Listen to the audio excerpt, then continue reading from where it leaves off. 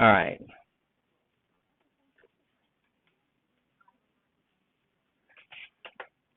All right. We're good. Let's wait till they sit down, and then we'll.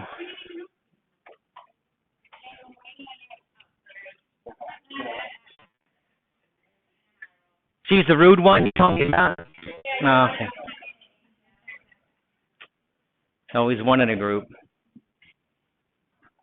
Well, I'm going to get started. We have a lot to cover today, probably more than Lauren had put out in the flyer. But let me introduce myself. I know a lot of you anyway, but I'm Chris Whalen, CPA, and I have a full-service CPA firm in the Red Bank area, and one of my main focuses and specialties is our real estate brokers and agents, and we do a lot of investment property strategies, tax benefit analysis for your clients, commercial and transaction analysis. We do a lot of opportunity zone and 1031 work, which we're going to go over today. So basically, you all should have my card. You all should have my phone number in your phone. Because when something comes up related to this, you have a client that has a question that I can help with, you should be calling me right away. Everyone knows it's never a problem. I always say the moment you think you're bothering me, you should be calling me. You know, so, but the most important thing is at the bottom is that if we aren't working for you, then you aren't working at your best. You're almost there, but you can't get 100% until you hire me, of course, right? You're almost there. So again, most people know me anyway, but I do a lot of real estate. I'm known for that. I only personally invest in real estate. I don't own a stock because you'll see, and I give a really good analysis and example of, you guys get the question all the time, should I invest in the stock market or invest in real estate? What's better? And you say, I think real estate's better because I sell it, but you need to be able to answer with confidence because it's always better to invest in real estate. Always. I've been doing this for 32 years. Never a time the stock market's better if you handle it the right way. Is that a good answer? All right, so first is cell phone rules, right? Cell phone rules, someone's speaking, and cell phone came out, and what do we have to do? You're supposed to mute your phone, but I say absolutely not.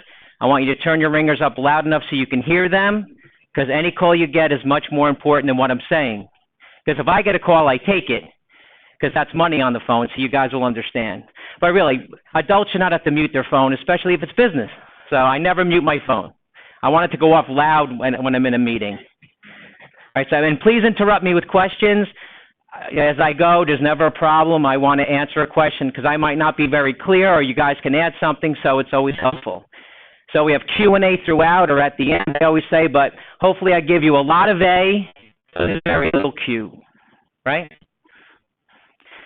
So the first thing we're going to talk about, the first heading is tax reform hysteria versus tax reform reality, and I will send everybody, your slides, all the slides here at the end of, they're only $100 a page, so that's how I make money on the side. So tax reform and hysteria is very important, so let's talk about it. So we have, when the Trump tax plan was announced, we have these articles, we have the media saying, oh my God, high tax states, it's a doom, real estate's gonna plummet, and this is the worst thing that could happen. So they say things like this: the tax reform plan will leave many taxpayers with less disposable income and wealth, less money for a house. This will cause the housing prices to drop.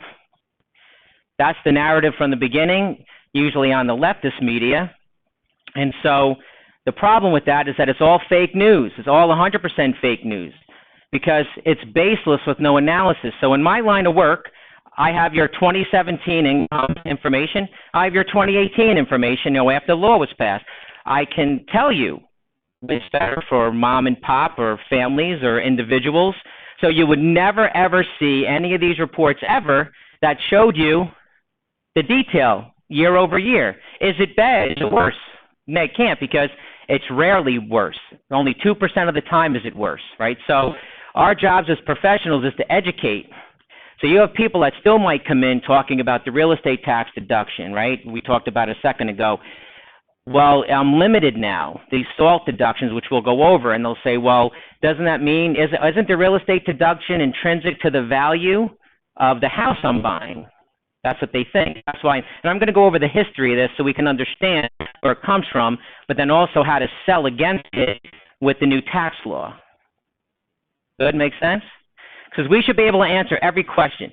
Everyone that comes into you with any kind of tax-related question or value-related question or question about investing in real estate, you should have the answer in 5 seconds. Say, let's go buy a house. That's what I want to do. And say, no, don't worry because of this, and this, and sign here for the $500,000 house. That's what we want to get to. We want to get them over these humps, I call. In my world, there's been a lot of tax humps because of this, but if you have a CPA next to you, it goes so smoothly. It's amazing how easy it is, right? So in the market, we have buyer paralysis, right? What are the symptoms of that?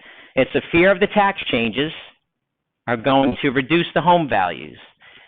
And realtors are not sure how to answer. That's a very bad combination, right? Has anyone had this question from anyone about the tax deductions and the changes in the tax law impacting their desire or worry to buy a house? Has anyone come upon that? So, but a CPA can cure this with analysis. That's the important thing. So your clients have tax questions. You're not experts. You get tax questions. How should you handle this? Like, for example, I've done real estate from an accounting perspective for decades. I don't know a tenth or a percentage of what you know. So I get a question about a closing or about something else, I defer to you, right? So a lot of agents overstep, like a lot of people overstep, not wanting to look like you don't know what you're talking about. But I deal with all, I can call all of you. I'd rather say, hey, call Lauren or whatever and have them answer a question. So a seasoned CPA can analyze the tax impact for you. That's what you tell them.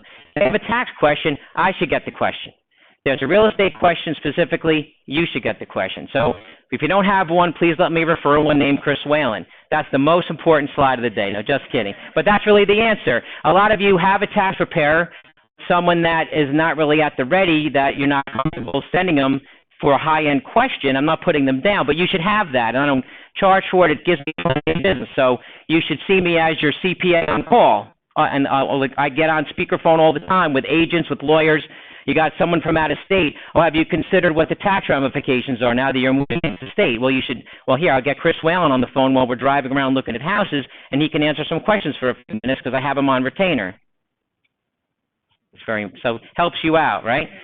But really, this is a very important point. This is something that's really true that you could say that doesn't overstep. It says, since the new laws were passed, I work closely with my CPA analyzing many scenarios, which we're going to go over a lot of real scenarios today, and we found very few where there was a negative tax consequence, which is very true. It doesn't talk about rates, it doesn't talk about them specifically, but that gives a confident answer to allay their fears that maybe it's not as bad as they think. Does that make sense to everyone? And you should, when I'm done, in a lot of areas, you should have a lot more confidence to know this is true and that people shouldn't be concerned if they have the right tax work done, and that analysis done. Does that make sense to everybody?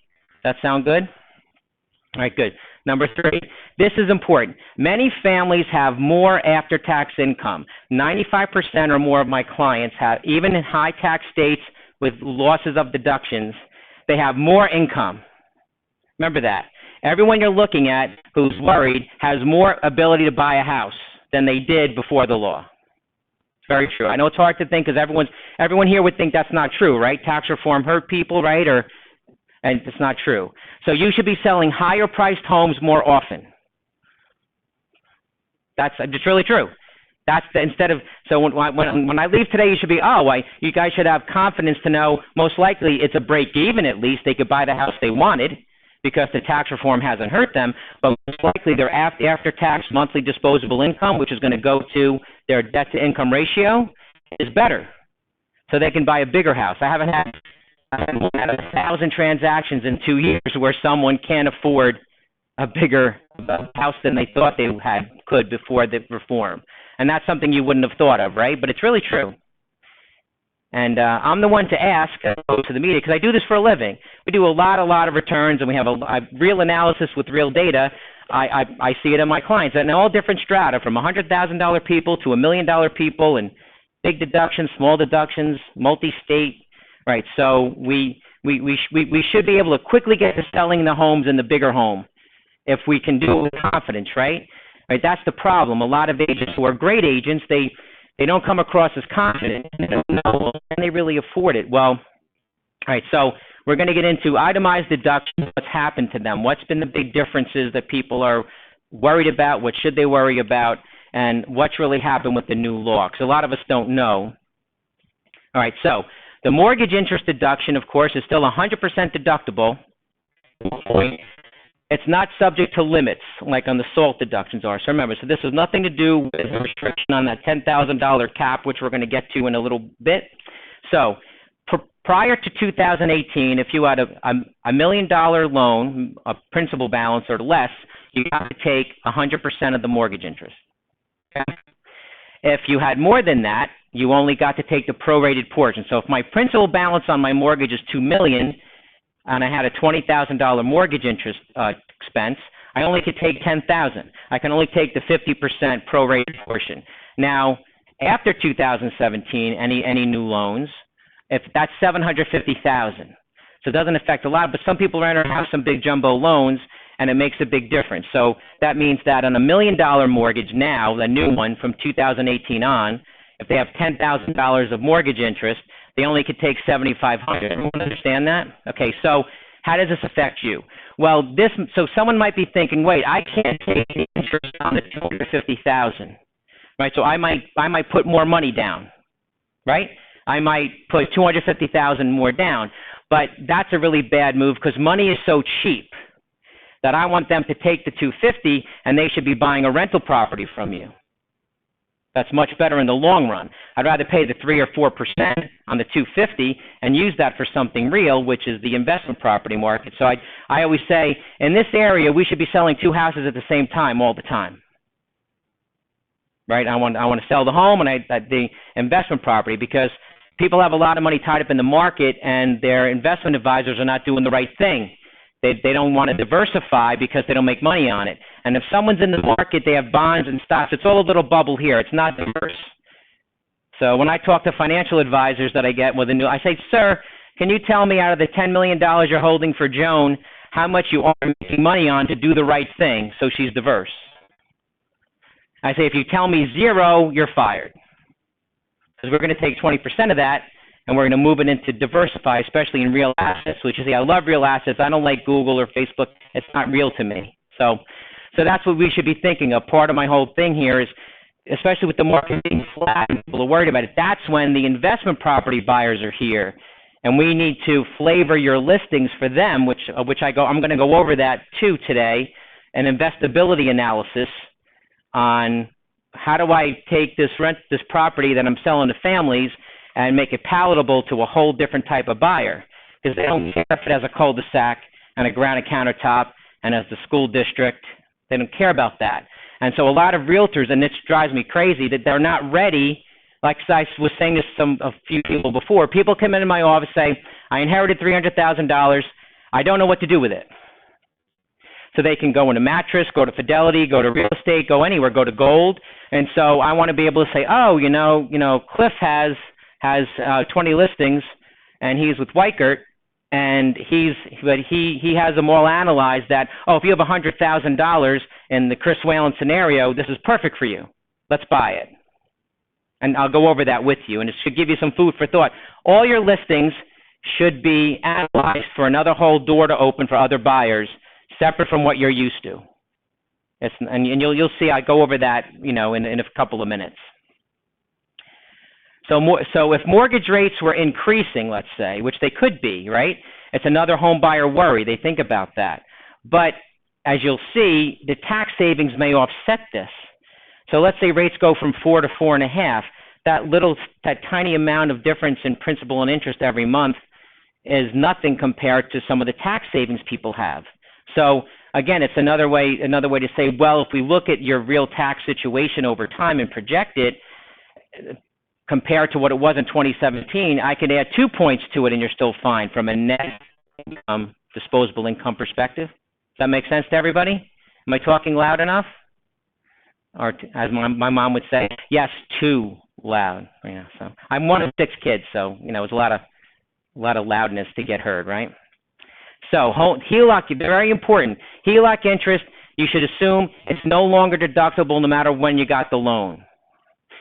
The rules were always for HELOC that it only should be taken if you're using it for an improvement. If I went to Aruba with it it's really not deductible. But they're going to be very, very specific about this. So only if it was used for acquisition indebtedness, as we see on the screen, right?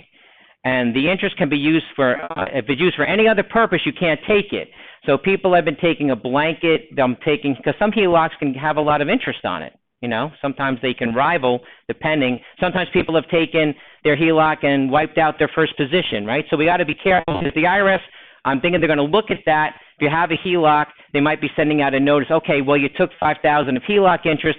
Can you send us the details of how this was used for acquisition indebtedness? So what is that? So acquisition indebtedness, it really should be acquisition and capital improvement indebtedness. So it's if you bought the house initially and or improved it, it's called acquisition indebtedness. So if I have a loan, a HELOC, and I put in a pool, I added an addition, fully deductible still, okay? And it's always been that way, but people are using HELOCs more and more, so the IRS is just concerned that people are paying off other credit card debt at low rates, which then the interest is deductible. So, okay, right. Well, then that's not personal interest anymore. I could take 100% of that as a rental expense, right? And it's an important concept here. So I always get the question, I have a loan in my name, but I'm using it over here for a rental property, even if it's owned in a partnership. Remember, so it's the use of money that's important, not necessarily where it came from, right? So a good example, I have a guy, he's a landscaper, he needs a couple of trucks. His credit is so bad, even with a co-signer, he couldn't get the loan. So his mom came and bought the 3 trucks, and even though she owns it, he's paying everything, and he can fully take the deduction. So in that case, that happens all the time. I'm using a primary with equity in it, and I'm moving the money over here to buy something. That's great. We just need to then take it over here on your Schedule E or the partnership return. So that's fine, as long as we document that, it's being used for that. If you can show it, again, so where the money comes from doesn't matter as much as the real use of it. Okay, I get the question all the time. I do have people who have a company, they buy a brand new car or 3 or 4 for their kids. They're all titled in the business name. We can't take it under audit because Tina's out in California in college, and why does she have the Jaguar? What's the business? So in that case, the company pays for it. So it's going to come down to the use of it, not the original place where it was paid. Does that make sense for everybody?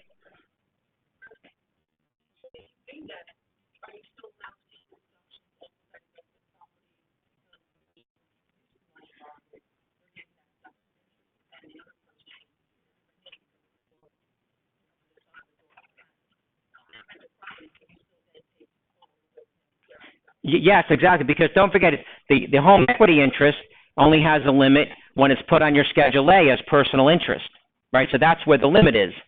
If I'm using it on the Schedule E, there's no limit. The law only applies if I'm taking it similar to mortgage interest as an itemized deduction, right?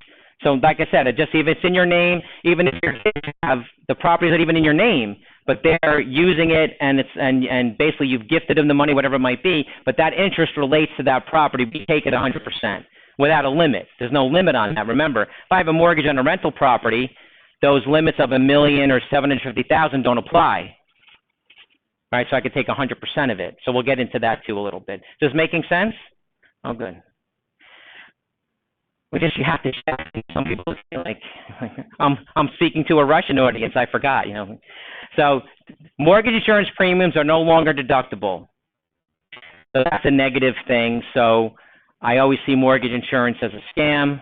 Everyone understands depending on your loan to value, you could have to pay mortgage insurance because the bank's afraid you're eventually not going to be able to pay or go underwater. So no longer deductible. It used to be, so it was a good selling point for you. I have mortgage insurance.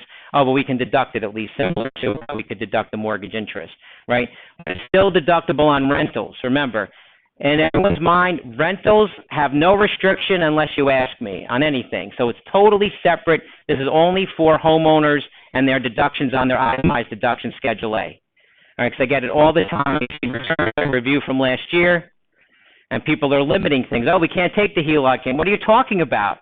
So the people are confused. Preparers are confused and trying to avoid that. So So when people ask you, you can feel with confidence, and no, we can take it on a rental. Because you might not know. They say coming up, we have a restriction. We can't take this mortgage interest over $1 million with principal. And you might say, I'm not sure. Well, now you're sure. And then you just call me and I say, we're sure. Right? Okay, so this is very important for selling because there's a significant thing that the tax law changed is the child tax credit. So let me explain what happened. So if you have a child under 17 prior to the new law, as a couple, if you made less than $110,000, you got $1,000 per child of real tax credit. A tax credit is real money as opposed to a tax deduction, which just reduces your taxable. So credit's good. It's real money, $1,000. The problem with that, as has also happened with the alternative minimum tax, which we'll get to in a while, is that they had that $110,000 threshold for a long time. They never adjusted it for reality of inflation and what people make. Families make more than $110,000 today as a middle-class family. So a lot of people that should have gotten it, that got it years and years ago when $110,000 was a normal threshold, that should have been up, that should be up to $300,000. So what happened is Trump changed the law that he made it $400,000, which is fantastic. Now I have 90% more people getting this than they did before. And I go over a case study including this, which is important, you'll see later. But now it's $2,000 per child. So think about it. You have families who make $150,000 and they have 2 kids, and in 2017 they got nothing. In 2018 and after, they're $4,000 real money at the end of the year. That gives us plenty of extra money to buy a house, a bigger one. Bigger house, or selling bigger houses, right? So it's important to know when you're talking to someone what their mentality is. Even though we already had 2018 tax year, people don't know what their taxes are. They never explain to them, so they don't know. They don't understand how this impacts them, right? So under 17, yes, you still got them as an exemption. That's separate. This is just a real tax credit for certain incomes with kids under a certain age. Exactly, real money. So this is a family. Let's say their tax bill is normally $8,000 federal. Well, just total tax, and they have one child. Well, it becomes $6,000.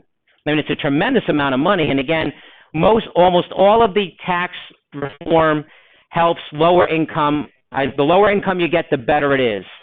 So just to give you an example of what the media does, they'll say, oh, the rich are getting a tax break. Well, everyone got a tax break, but it's all relative, right? So you'll see in my examples, the amount of percentage of tax saved versus the gross income is much higher at the $100,000 level than the million. So, yes, so everyone saves, but I have a 20% savings at the $250,000 level and only a 3% savings at the million. So, yes, everyone got a break, but everything is skewed towards the lower income, it's better over time. So that's what, and I just do it for a living, so don't argue with me.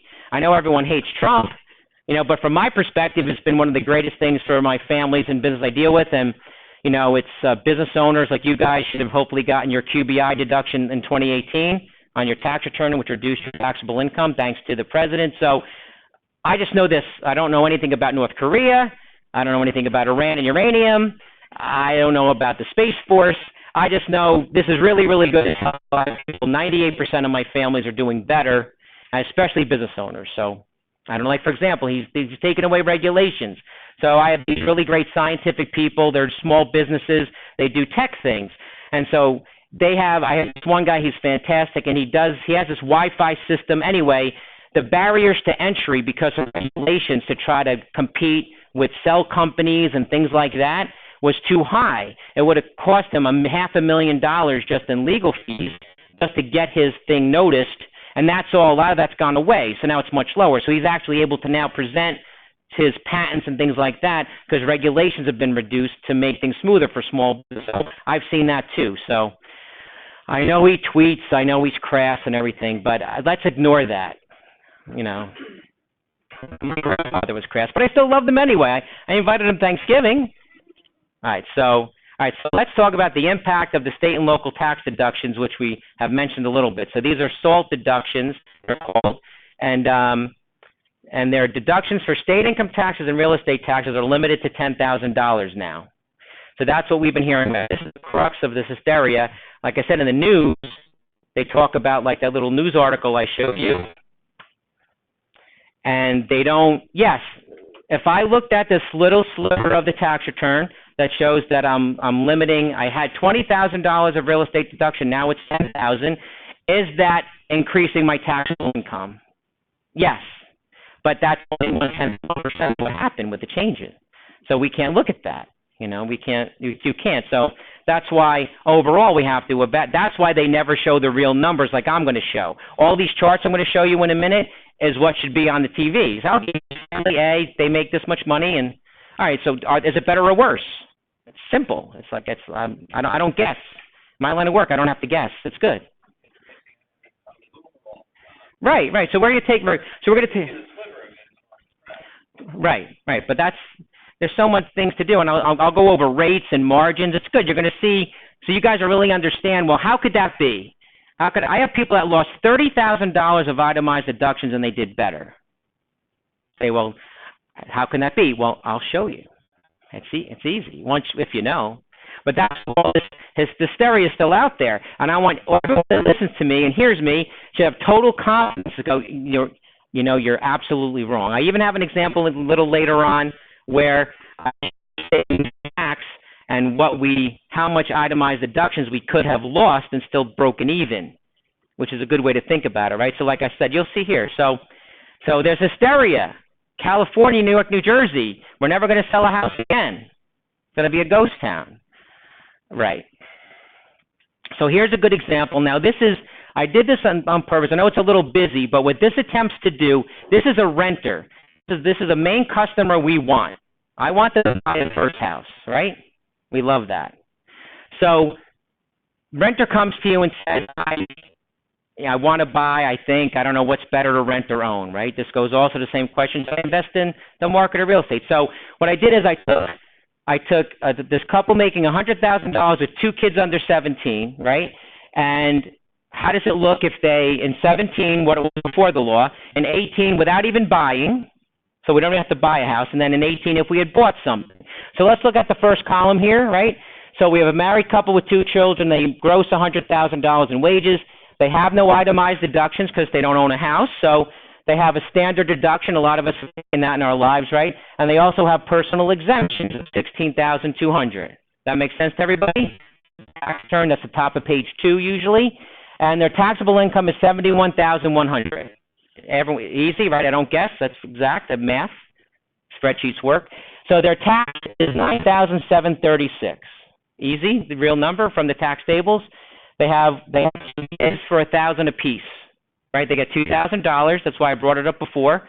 So I have continuity within my slides, and their net tax is $7,736. Good, simple. All right, you're all hired to do tax returns and tax season. Okay, so now let's look. We still didn't buy a house. This is all just numbers to numbers and renting.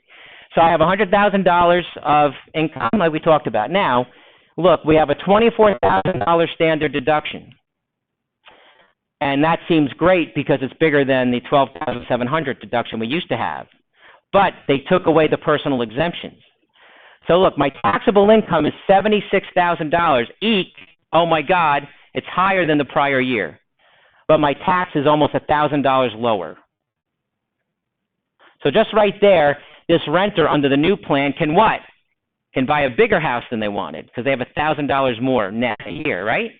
At least they could buy the house they thought they could afford prior. That's why this is important. But wait, they actually have 2 kids.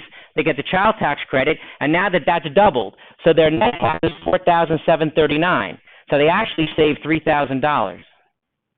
Buy a much bigger house, maybe 2 garages, maybe a shed, Right? So that's a good example of renters, right? So just year over same year, different tax law, not even buying.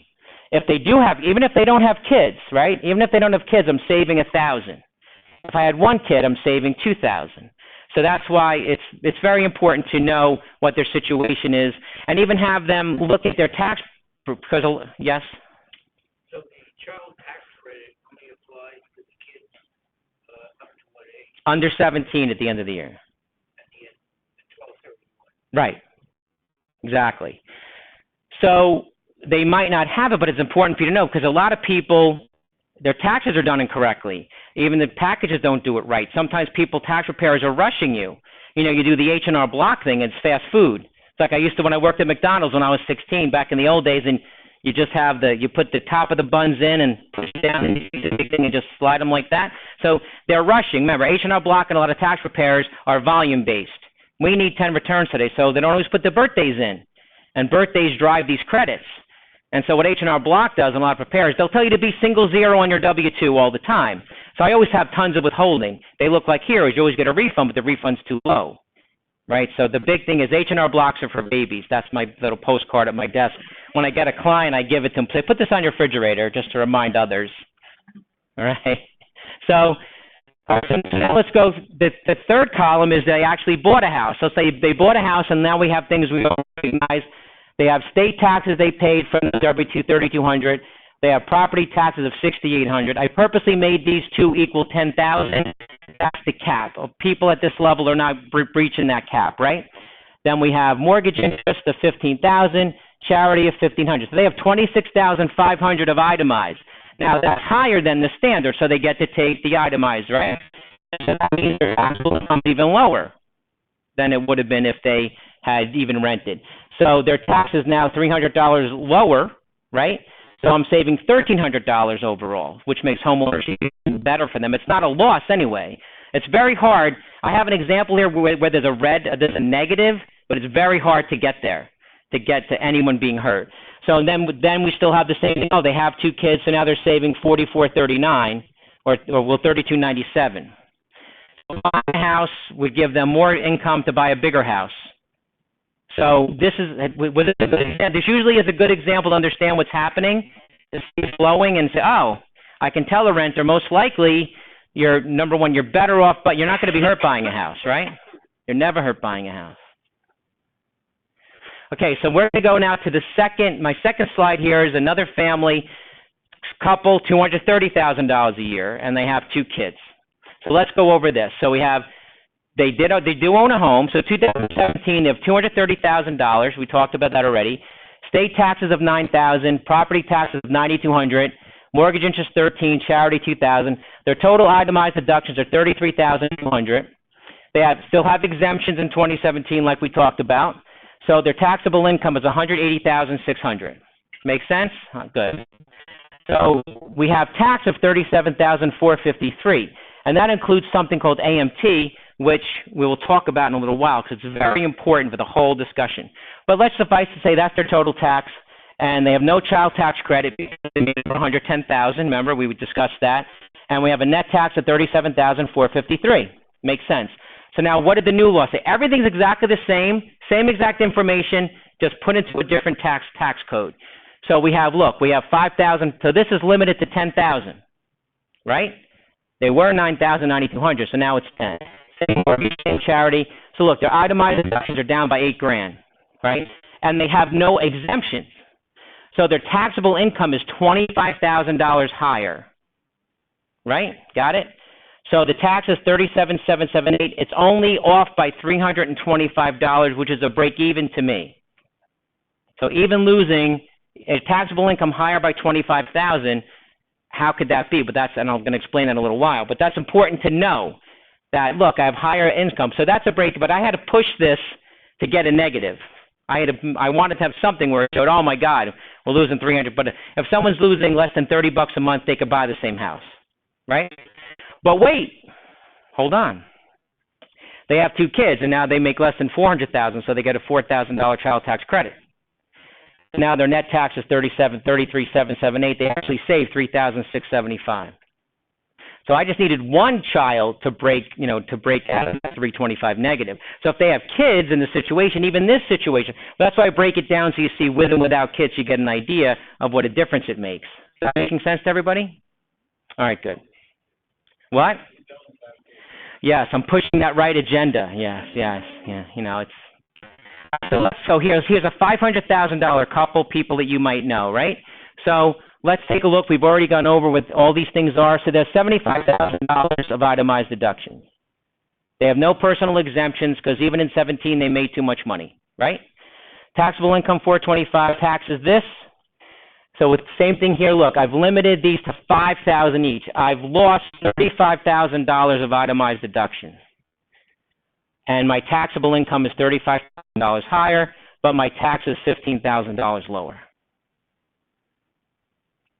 So I can lose, and people aren't losing as much itemized as they thought they were, which is the important thing we'll go over in a few minutes.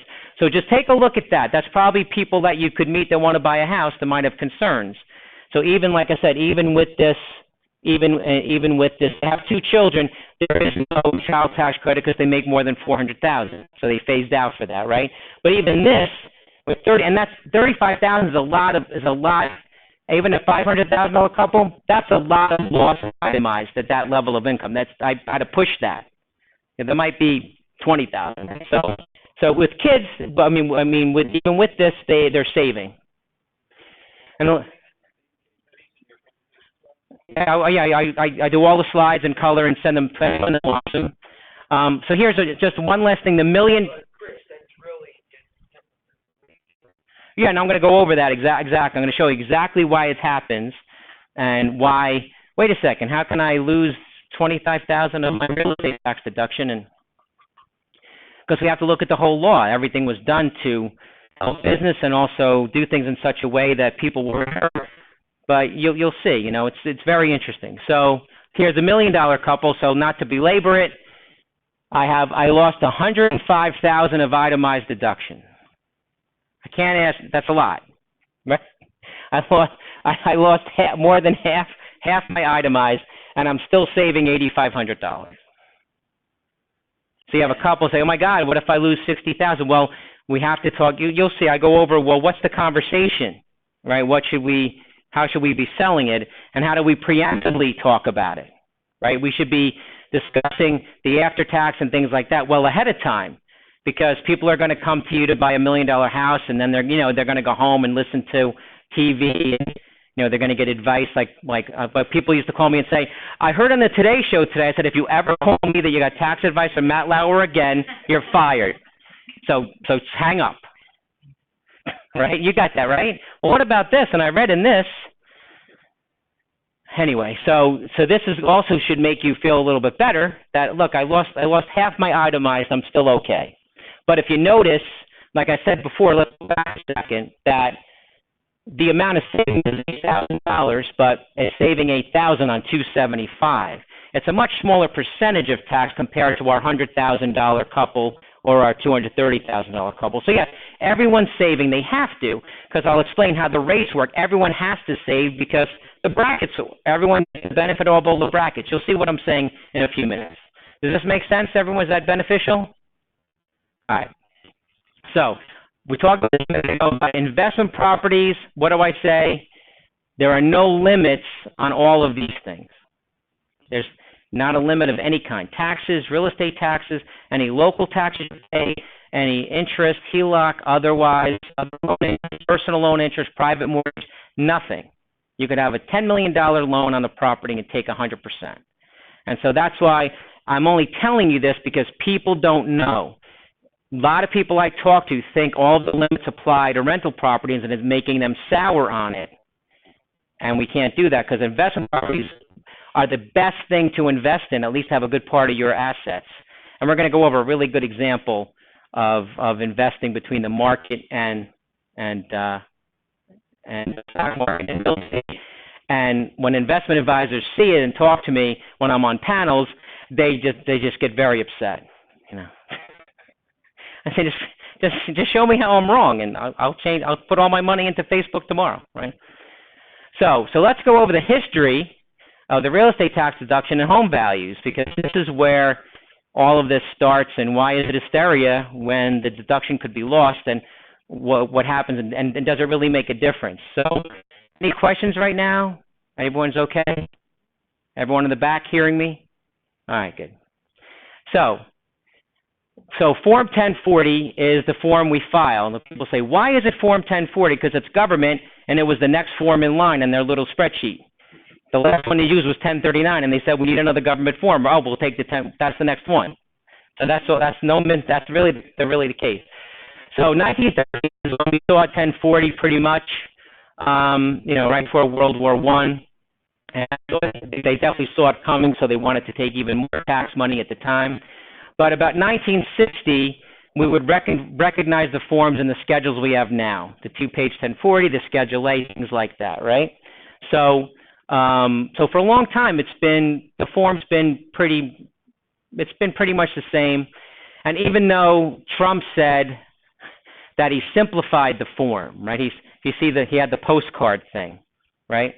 And so, but he didn't simplify anything. So he took the 2 pages and he just took chunks of it and made it a schedule. So they're still there. Now we have to do more work. What? Yeah, right. So now the 1040 is small, but I still have all the lines I had. Now it just says, see Schedule 2 for this half a page. I have a blog post and a podcast. This is simplification? And I tweet it to him all the time. Not that he answers me, but I'm like, come on. I'm an advocate for you, but this was stupid, right? So from 1960 on, the real estate tax deduction became a factor in the decision to buy a house. Okay? And that was for a number of reasons. But so why was it done, and what did this do? Right? So I always like to know why, and like I always talk about understanding. Like you always hear people say, do people pay their fair share in taxes? Right? You've heard it for our whole lives. And I've always asked, well, what's a share?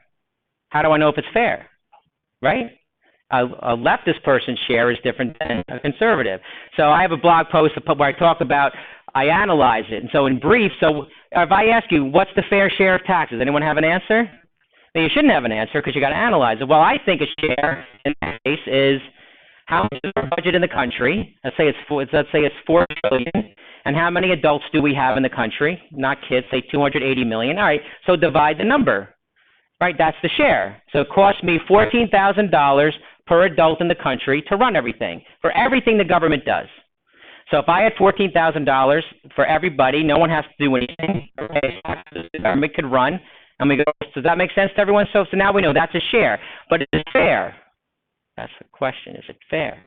Then when I could talk to conservatives and liberals, I tell the same story. So the quick story is, so let's say that I want to be a Christian nation, and I want people that make money to pay more. That's what we want, right? We want them to pay a little more because they have the benefits of the country. They're doing well. So let's say is 10 times the number fair? That's more than equitable, right? So everyone agrees with me, except I'm leading them down a path where they're not going to agree with me. All right, so $140,000. So if I gave $140,000 of taxes, I'm paying for me and 9 other people. So I go, let's equate it to a real situation. I go to buy a brand new Escalade, and I pay $800,000 for it, and 9 other people come and take one for free. Everyone feels good about that, right? I go to buy a gallon of milk for $4. I pay $40.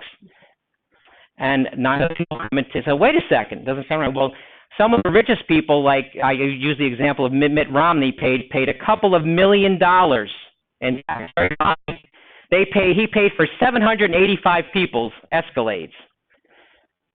I say, wait, sounds a little unfair to me. That's a little bit, if you have, I think 10 is a little unfair, but 800 times? So that's really the discussion. Let's define terms. What's a share?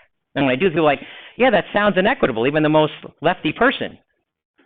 I'm like, yeah, it doesn't make sense of paying $40 for a gallon of milk and 9 people get it for free. I'm like, right. Now you're a conservative. Congratulations.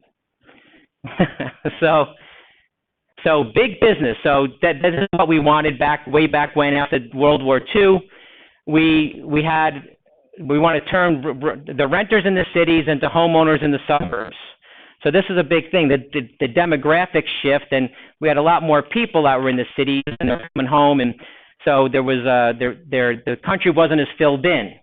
So this gave an incentive like we have now. Well, paying for a house is more expensive than renting in the city, but we're going to give you a tax break to even out. So that's really the main thing was for big business, and also what other big business? New construction profits. We're going to build all these houses in Levittown and all over the country. And so we have tons and tons of construction interests that want this, right?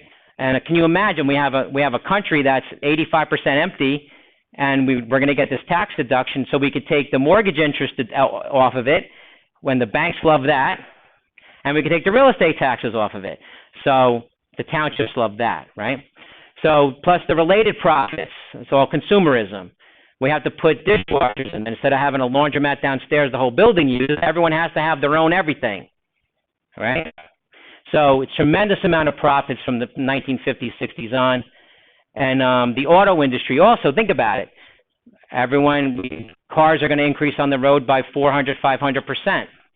So this is all part of, it seems like, oh, we're just giving this deduction, but it led to mortgage interest deduction, and it leads to people seeing that there's tons of money that we can make in a lot of other industries. And remember, all the finance companies are financing all of it. They're financing the house, they're financing the appliances, they're financing the cars, right? I'm all for profit myself, but I'd like to know how things happen. So suburban expansion, suburban community strength and expansion. So that's what they really said they want, like we just talked about. We have the suburban stuff. Home ownership increases stability in family life. It decreases transient movement. Right? Once you start doing this, people are landlocked and they can't move as much, which you say, well, why does that matter? Well, if you looked at a map, like one of these interactive maps from like 1850 to today, and you looked at labor moving around the country, like with red hot spots, so you would see tons of people are moving all the time for work. I don't have work in New York. I got to go to Oklahoma. So when this starts happening to very few people, that's why could unemployment? Because unemployment was unheard of because people had to go work and they would move and leave their family. So it decreases transient movement, which is good and bad, and it fills in the country. And it makes more expensive home ownership compete with renting. That's the sell of it at the time, okay? Is that making sense? I should be on the Discovery Channel, admit it. I'm just kidding. Home ownership almost always is more expensive than renting, so tax breaks gave incentive, it makes more expensive home ownership compete with renting. So today, right, so let's think about it. Today, people are moving from suburban town to suburban town. So the reason for having the deduction is really not there like it used to be, why it was instituted, right? I'm just going to get a drink. Can we take a break for 1 second? Yeah, that'll be great. And we turn the air down a little bit. It'll be great because if I keep sweating, all my makeup's going to run, and then, it's not going to look good. Yeah, mascara down the cheeks. What do you say? Yeah, sure.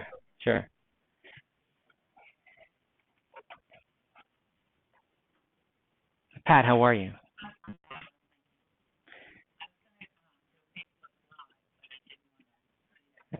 Sure, please. I'm very shy. That'll be great. And I'm recording it too, videotape. Yes. So you got, and I'll slice it up into.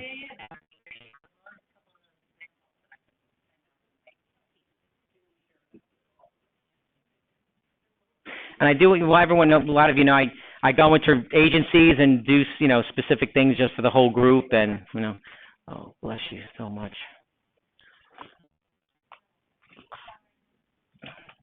Wow, I'm taking up a lot of time. All right, I'm going to take my jacket off for a minute.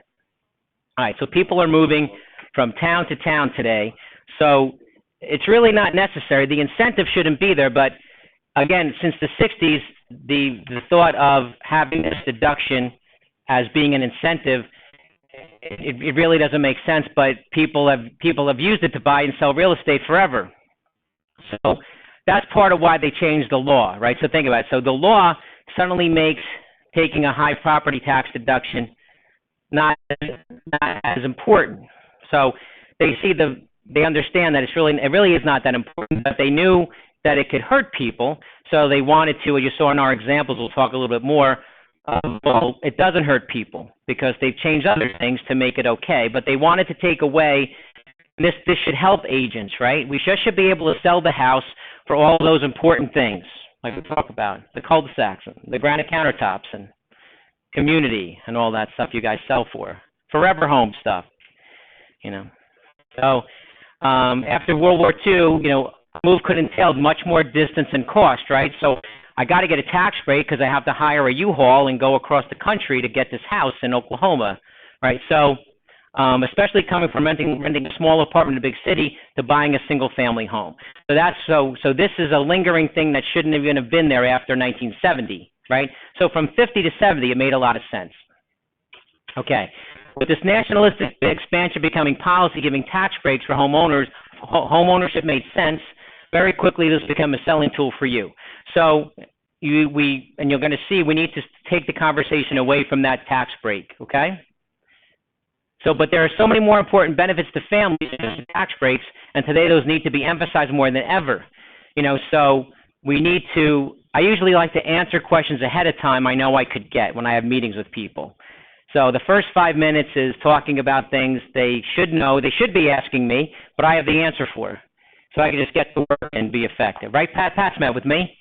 Effective meetings, right. So well, I juggle, you know, in between, take a juggling break. So let's return to the most important question. But didn't tax reform take away the incentive to buy a house because of this real estate tax deduction? Right, that's what we're talking about. And I said before, we're going to no, it didn't in a lot of cases because we've already seen that this is not the case, right? We already saw that. But wait, did homeowners get the tax breaks they thought they were getting all along? Right? Did they buy the big house and then they got this tax deduction, and did it really save them on taxes? Because that's what we think, then that's not true. That's the other thing that's you got to ask somebody who knows what they're doing. And this is what I want to get to. Since the late 60s, the answer is no, due to AMT, alternative minimum tax.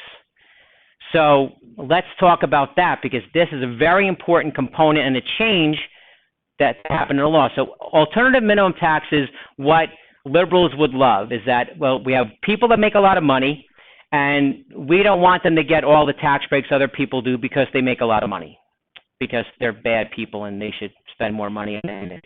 Yeah, exactly. There you are. And so what they did is, let's say it's late 60s, they would take some of these itemized deductions that we all know about, and they would take your income and add some of those back on a special form, and then recalculate the tax in a special way. And then they'd say, oh, this tax is higher than regular tax, so we're going to pay the alternative minimum tax. So, and back then, just like we talked about, remember the child tax credit income limit was 110? Well, the AMT limit on income was for very wealthy people back in the 60s. But wait, they never changed the limit. So you have people in 2018 and 17 that are middle-income people that are suddenly paying $1,000 more. So anyone that was in the AMT that had real estate tax deductions and state tax deductions, they were added back, and they got zero benefit for it. So getting $10,000 now is great because now the AMT limit's much higher. So only 2% of people in AMT that I had are now in AMT. So they're getting $10,000 deduction, although they think it's limited. It's not. It's better. They're getting $10,000 more of a deduction than they got because it's not being added back. And so many people didn't know this. So a lot of my clients, middle-income people, are in AMT for 20 years. It's crazy because they never increase. Now the limit's over $1 million. So, like I said, only 98% of people. And that's why you saw in one of my examples that $230,000 couple, right? That included that $36,000 or $37,000 tax in 2017 included $4,500 of AMT. It's still a tax. So now that it's gone, that's why they can have $20,000, $30,000 higher income and only have to pay another $300. So that's important to know too, that it's better to get to $10,000 at least. It's good that we changed the law. I love that limit. I love that your deductions are limited now. I love it so much because it saves money overall compared to what it would have been. Look at I don't guess. Look at I can show you. Hey, in 2017 you would have had this. You lost the benefit. You have zero benefit. Now you have $10,000 benefit at your rate. So it makes sense? Interesting facts we all should know, right? So, as we said, even with the $10,000 max imposed, taxpayers have more deductions than before. So now we understand that, right? The AMT and why this is true. How can that be true? How can I lose $35,000 of itemized deductions, but still I'm paying less tax? And that's why that works this way, amongst other things. So the new tax reform is a very important concept. So like I said before, all right, the news talks about this limit on deductions, and I said, oh, there's other changes, and so wait, so there's other good things that helped us, and we've been talking about them for a few minutes. So it dramatically reduced tax rates and widened the margins, offsetting any negative impacts also. So what does that mean? So does everyone understand how the marginal tax system works? So we have a marginal system, meaning if I start at $0 and I go to a certain amount, I pay a certain percentage of tax on that income. I go to my next strata, my next margin, that might be at 12%, right? And everyone pays that, as you know, even the rich people. They start at 0, everyone pays in these brackets till you get to the highest bracket. So it's very important to understand that, because this, even if I lose $20,000 of deductions, I can save a tremendous amount within the brackets and the rates, which is the key difference. I want you to understand exactly what's going on. So this is important. So this is very simple. So I want you to look at, there's the same amount of brackets, right? We have the same amount of brackets here, or margins, and here are all the rates within it. So 2018 is new, and 2017 is old. So I want you to see that within all of these brackets, right, these main 4 brackets where 99% of the country are in, are all decreased by this huge percentage. So bless you. So let's say this 24% bracket, right? So let's say used to be the 28% bracket. Let's say it's a $100,000 bracket. I'm saving $4,000, right, just for everything else being the same, because my rate's lower. But I didn't show it because it'd be could be a little busy. But so does everyone understand? So you see the top rate's was 39.6, now it's 37.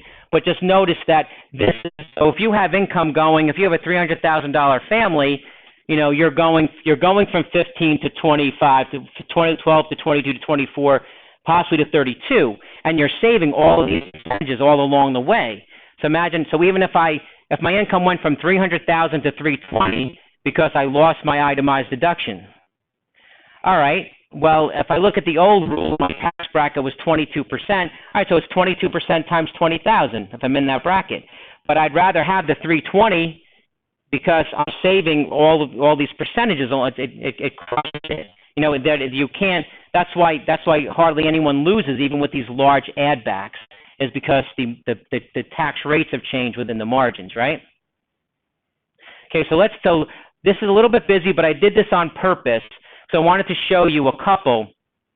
Now look over here first, the bottom of the brown column. So they make $250,000 taxable dollars, okay? And this is just going from my last slide about brackets and differences. So they make the same amount of income, right? Marginal taxable income, but just like our other examples, in 2018 their tax was $48,578, but it was $57,000, just like our savings before. Look how much money, and this has nothing to do with child tax credit, this is tax. So take a look at that. So we have $9,000 that we saved in this example, right? And that's just taxable income, right? So why am I bringing this up? It's because it goes to understanding what we can do with that money, right? So if we have, so the savings is $9,141, similar to our other spreadsheets we did, right?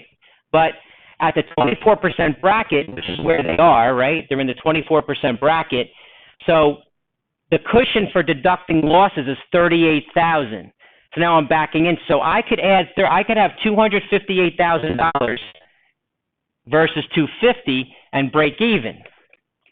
So I'm backing into showing you that, wait a second, that this, again, someone with the same amount of income can buy a much bigger house, even if I had $38,000 lost of deductions, right? So I could either save the $9,000, or if I really had $288,000 taxable, then I'd still break even. The tax would be the same.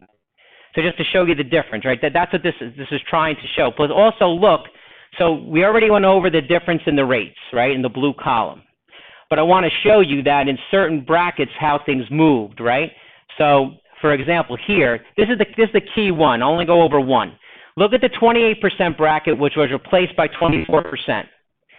So the 28% used to go up to 233,000, then you jump to 33%.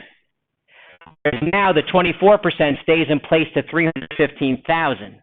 So not only are the rates lower, which we saw was good, but now when I move to higher rates is longer.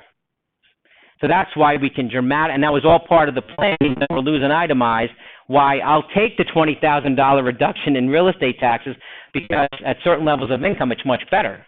And I'm still getting $10,000 when I was getting none because of AMT. Does that make sense? Good explanation? All right. So now the old selling hierarchy is tax breaks. We're going to get tax breaks for buying a house. Can you afford it? And then school district, neighborhoods, commuting, granite countertops, the whole hierarchy of buying, right? And so we understand that, right? That's sort of what we try to, we're buying a house because we know we can deduct stuff, and then can you afford that house you want, right? And then all that, right? But the new should be the overall impact of tax reform. What is your net after-tax disposable income, right? We should talk about all that. So when you get a new customer in, and the main thing we want to do is I want to look at their numbers right away. I want to see their tax returns and the W-2s, and I can then apply, if I want to, like I said, hire me or you can do it to have an analysis done. So now we have overall, right, so we don't want to talk anymore about just the standard deduction, just the real estate tax deduction and any limits. We now know, wait a second, if now you guys have been educated, wait, there's a lot going on that even if you did buy a bigger house and we didn't get a benefit, I'm going to buy a bigger house, now it is $30,000 of real estate taxes and not 10. And say, well, that still might not hurt you, right? People, so like you see, we have to look at and analyze it. So I try to tell all my agents that we want to have this conversation ahead of time so we can circumvent the worry if it is there, right? Answer the questions ahead of time. I try to do that all the time. And so people just feel better, and then they like me more, right? So you should now have more confidence to explain to your clients that tax reform overall was meant to give them more after-tax purchasing power, and it does 98% of the time. So you can afford the house. If they had the old mentality of what they make, and people have an idea, I make $100,000, what I can afford, it's still, they're still thinking back to old tax law and old mentality. You can afford the house, but Joe, you can afford a bigger house. And let me show you how. So now it's cured. Buyer paralysis is cured by a CPA therapy session. And look how happy the family is. See? That's what I want in front of me every day. Hugs, smiles, a lot of good dental work. It looks good. So the next thing is real estate investing after Trump tax reform. So if you want to take a little break, make 5 minutes, take a glass of water or something, why don't we do that?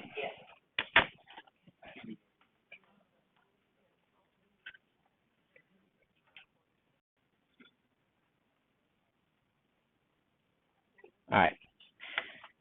So we're going to get into eventually an investability now. I'm going to go over in a minute about, like we talked about, analyzing, is it better to invest in the market or real estate? But I urge everyone here, I know I mentioned it a million times, you'll hear me talk about it.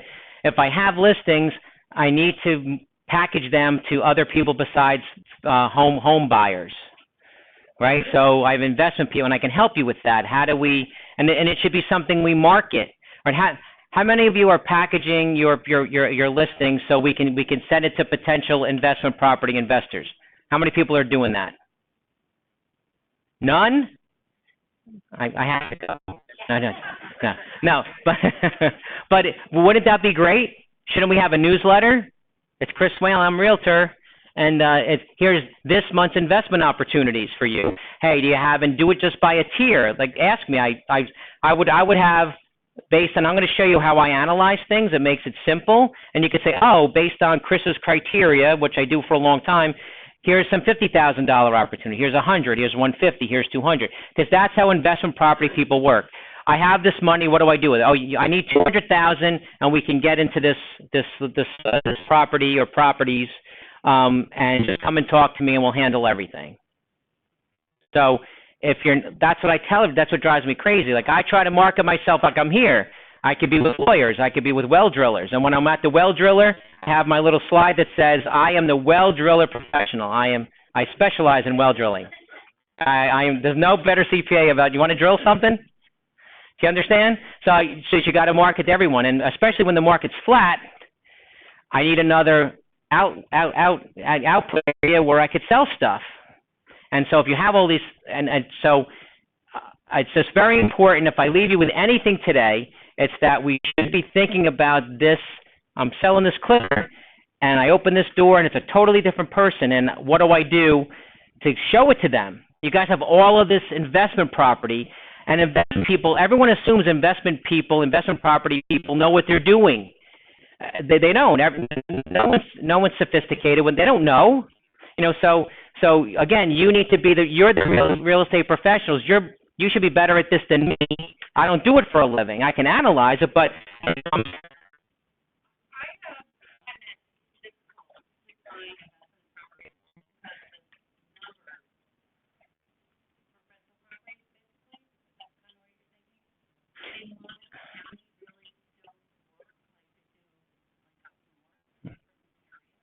right. Well, it's possible that we need to. You guys have MLS, right? So let's say that Tuckerton or something. We need to understand that. I don't have to sell even my listings. I can get them and I can analyze them, and say I have all these different. I want to have different counties. There's pockets in every county. Remember, the most important thing about real estate when you're buying it for investment is that if it's going up in value, never matters. Totally against everything you've heard or think. Oh, this is in a good community. It's going to go up in value. It doesn't matter because I'm never selling it.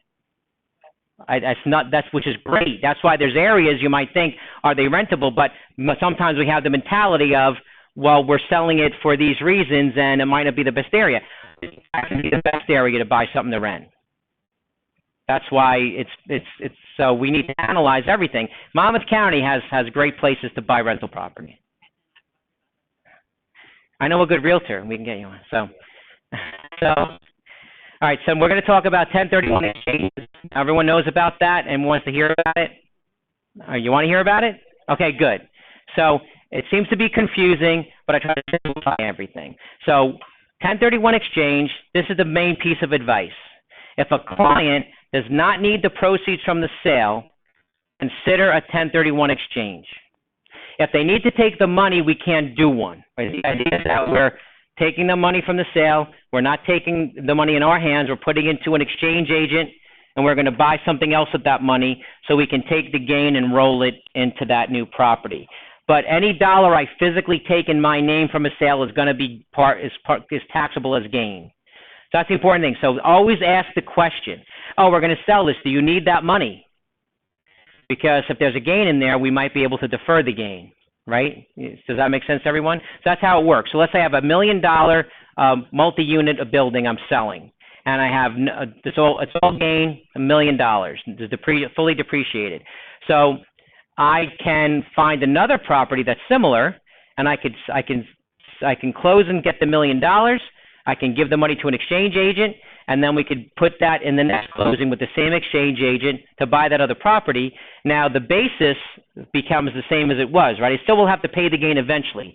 So if I had zero basis in my old property and $1 million gain, even though I'm buying a new one for $1 million, I don't have any basis anymore because the gain has to be there eventually to move down the road. But let's say you have someone with a very expensive house in Rumson, and they have a big gain. They only have a $500,000 residency and exclusion, right? Well, what if we convert that to an investment property for a year or two, unless I want to move to Florida? Well, suddenly it's not a residence anymore, and then I can sell it, and I could buy another big house in Palm Beach, Florida, and rent that for 2 years and defer the gain and then convert that to a residence. So we should be people with homes that, they don't need the money from. There's a lot of interesting things we can do, but we also can do now an opportunity zone investment, and you guys might not have heard a lot about this, so we're going to talk all about that.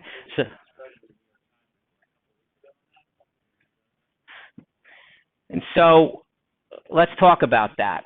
So what is it? So it's an economically distressed community where new investments under certain conditions may be eligible for preferential tax treatment. There's zones all over the country that they created. And so it's very important to know because this is an investment property opportunity, really, okay? So what's happening with this, it's not the same as a 1031. So a 1031, I need to sell something, of like kind. Let's say it's that multi-unit apartment building, and I'm going to buy another one, right? So I need to take that gain. So that's a little restrictive, right? If I have a warehouse and I need to buy another warehouse, well, it might be tough to find. So 1031s, what it does is you can take the capital gain from anything else. I could sell Google stock and have $1 million gain, and I can take the gain, not the proceeds, right? Just the actual gain, and I can move that into an opportunity zone investment, bless you. And that lets me not pay tax on that gain under certain conditions over a certain amount of time.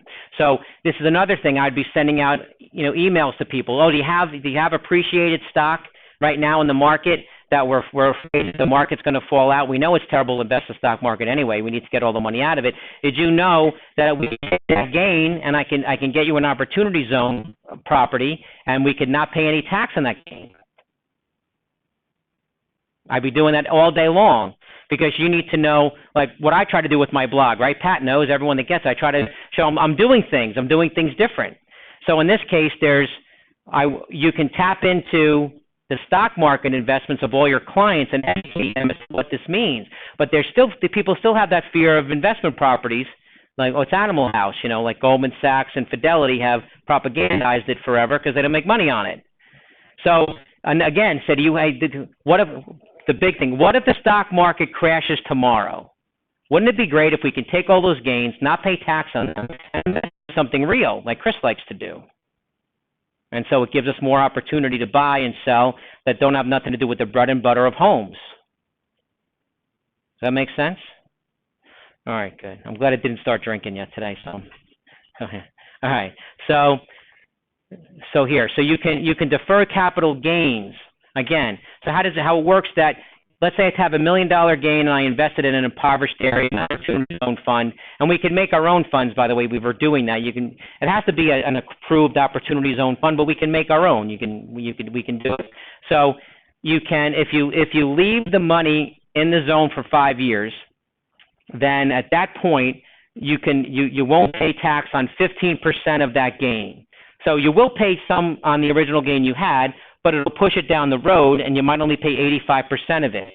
Okay, so you say, well, that sounds okay. But the good thing is that if you leave that investment another 5 years in the opportunity zone, and you do sell it eventually, there's no tax on that, which is great. And I have a really good blog post on this, on all the ins and outs of it. But understand, I'm trying to give you the basics. That's why the opportunity zones are getting a lot of money invested. They're going to increase in value. They're being well managed, right? It's on purpose that way. So I'm going to save some money. I would love 5% of my capital gains tax 5 years down the road. And then after 10 years, imagine that savings, no tax at all after 10 years. And plus you're doing something good for the country, right? So we should know all about this because it's real estate. And agents, I tell them, we need to know about this. I get more excited, and I don't even do real estate for a living. But it's all about making money. I try to give as much information based on what I do to make you think about what you do and to help you, right? So why not just do a 1031 exchange? Well, it sounds the same, but again, 1031s are more restrictive, like I said. It needs to be like kind, and sometimes it's hard, especially the more commercial you get. But 1031s are still fantastic. Remember, go back. The main thing, everyone that's closing on an investment property, not a residence, do you need the money from the sale? Because what am I trying to do? I want to get another sale for you right away. Well, did you know? Because people are afraid of these too. They don't know, and they don't want to ask. That's why I'm very imposing. I'll ask anybody anything, That's my dysfunction, I guess. Hey, you need proceeds from the sale? So the opportunity zone is not needed. I can have any gain. Oh, great. And I can move that here. So it's a lot more flexible with regard to the money. And don't forget that I can take that money, right? Opportunity zone money, as opposed to 1031 money. I mean, there's restrictions on the 1031. I can't take the money. I got to put it with a special lawyer waiting for the new purchase. But it's important to know. Does that make sense? It's important to know both. So, yes.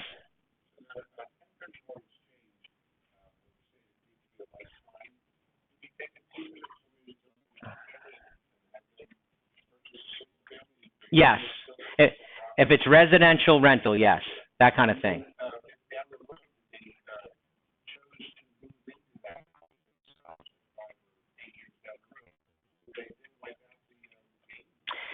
Well, in that case, that basis would have to still be carried forward as a reduced basis. So the IRS would not want to give you the $500,000 marital gain reduction on that portion. Not right, right.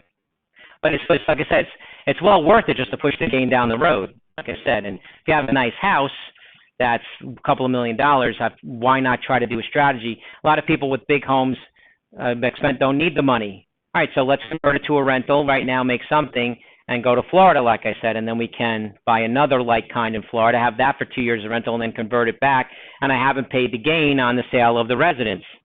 And that's when I want to start to work on a percentage, when I could save $5 million times the tax rate. Yes, sir? Did I misunderstand you? Said you take that money from the sale of securities, put it in real estate? Yes. On a 1031? No, that's only opportunity zone. It's just the gain portion that can go into an opportunity zone fund, and you're going to still pay some tax eventually, but it's well worth it in the long run if you find the right. But that's where it'd be great to have a newsletter. Like I'd have a website. I am the Opportunity Zone Real Estate Guru in New Jersey. There's maps and everything. They're all online. If you give me your card, I'll send you the link. I have a great interactive map online they have where you can just get down to the lot and block number of any county anywhere you are. And know where they are. There's Monmouth County, Ocean County, all around here. You'll see where they are. But then it should expand your, your view of, you guys know how to sell real estate and what to do.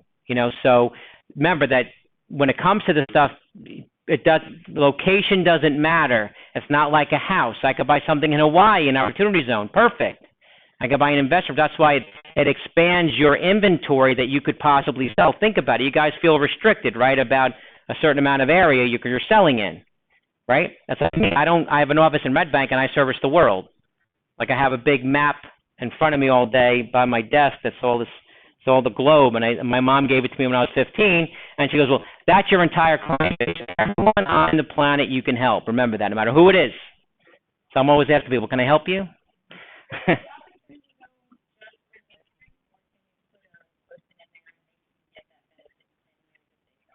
Well, a person can make their own opportunity zone. I said it's a fund that has to be set up. So you just can't buy a property on your own name in an opportunity zone. Well, yeah, we can have an LLC, but the fund has to be set up officially with the government. It's not a crazy thing, but it's then you can invest in that fund yourself. Yeah, well, you should come to we'll come to I could talk for 3 hours about things, as you can tell, not that I don't want to bore everybody. So the 1031, remember, yes?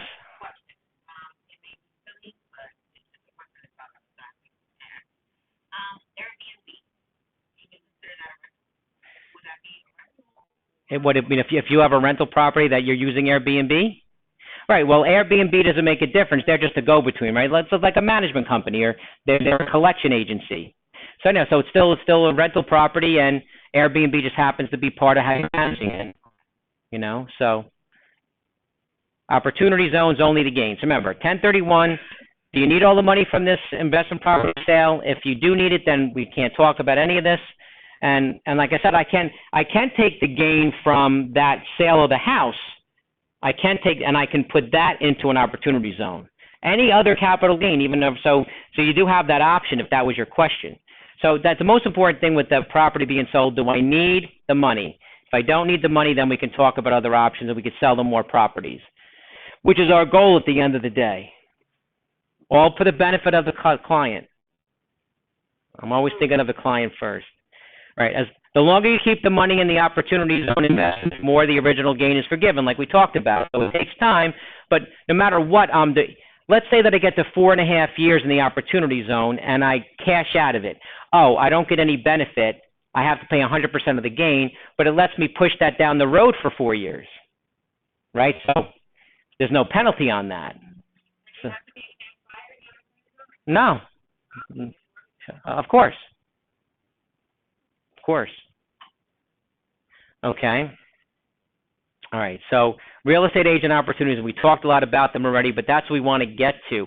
We want to understand them. We want to know that there's a million other listings out there that aren't yours that we could be selling to many different people for many different reasons. And the more you know, the better it is, because other people do not do this.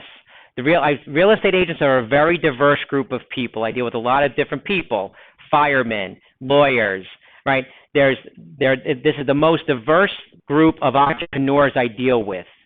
Some are just relaxed and casual. I might sell a house this month. Some people are militant with $300,000 of marketing expenses. So this is something where even in good times I want this. So if you're not doing this, there's money being lost every day if you don't look at your listings and know how to sell them correctly, and if you're not looking at all these other ways. And again, opportunity zones expands your reach, because people in Oklahoma could buy a New Jersey opportunity zone. Think about that. Think about how you have no restriction. You're not landlocked in terms of these sales at all. Someone could be in Cape May and buying up in Mahwah. That doesn't matter. Investment people are totally different. I should do the whole seminar just on the mentality of investment people buying properties, and it's important to get to know them. So wow, you could sell someone a property in Pennsylvania, Ohio, that they just sold a house to. And so think about all of those listings that you have. You can just learn about different parts of the country where the investment property, like in Reading, Pennsylvania, there's a lot of different areas that are very hot. Red Bank used to be hot. And say, oh my God, we hear all the time, well, Monmouth County, it's tough. I think well, that's only one of a zillion counties in the country. Why can't we learn about, hey, where's the Red Bank that's in Ohio right now? You guys are brilliant. You can learn about the market. We can sell those investment properties all day long. We could do like-kind exchanges from a Jersey Shore thing.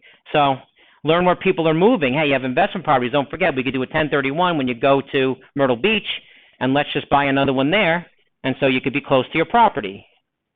You know, you have an emotional tie. You want to be close to your rental property. So I'm just always trying to, and if you have questions, always call me. I have a slight amount of enthusiasm for this. So this is the form, the 8824 at the end of the year that you would do when you do a like-kind exchange. There's a lot of information we need to capture. Dates have to be right, things have to be right. So this is a form that you would actually fill out. I just like to show the form. And there's a lot of other subschedules, but it's well worth understanding, right? Okay, so now we talked about the Jersey. Everyone knows about the short-term rental sales tax issue and that it was repealed in some way, form. All right, so it was partly repealed, right? So an individual rental property owner who does not use a transient space marketplace does not have to collect sales tax. It used to be different, right, from October 1st last year. So Airbnb, did we say VRBO or VRBO? What do we say? I like VRBO. I know, and I don't like VRBO. I don't know why. It's okay. So I'm not crazy. But if you use Airbnb, that's what goes to your question. They have to collect sales tax. So still on a rental under 90 days. So why is this important to you? Because this still applies then to real estate agents that would handle the transaction, right? That they're paying 11.6. It's 11.625%. It's a sales tax of 6.625% plus 5% occupancy fee in New Jersey. So your customers pay that. Your tenants. If I have the same unit side by side and I personally rent it, I have a 12% advantage. So you have people who don't want to do this, but they want to use someone. Well, if they use a real estate agent the right way, then they can. If you guys can make the difference, right? So if I have a $1,000 rental and that's $120 of tax every week, well, maybe you guys could do that for $60 a week, right? So it gives just another little profit center that if so that's the benefit for agents, is that there's a 12% hit from the customer perspective if you use one of these. Now, and so thank God they did remove a lot. This is still the benefit for the real estate agent. If you want to do that for a living, sometimes you can't make every dollar you want to make, right? Sometimes, but this is something where if I could have a couple of these and do it as a specialty, well, you can make an extra $1,000 a month, which is nice. What's a short-term rental? It's 90 days or less, like we talked about. October 1st it started. So I bring this up even though it's partly repealed because it wasn't retroactive yet. I have a lot of people who had rentals from October 1st through basically, let's say July 8th this year that had to still have to pay the tax. Just as it was repealed. So it's very important to remember that.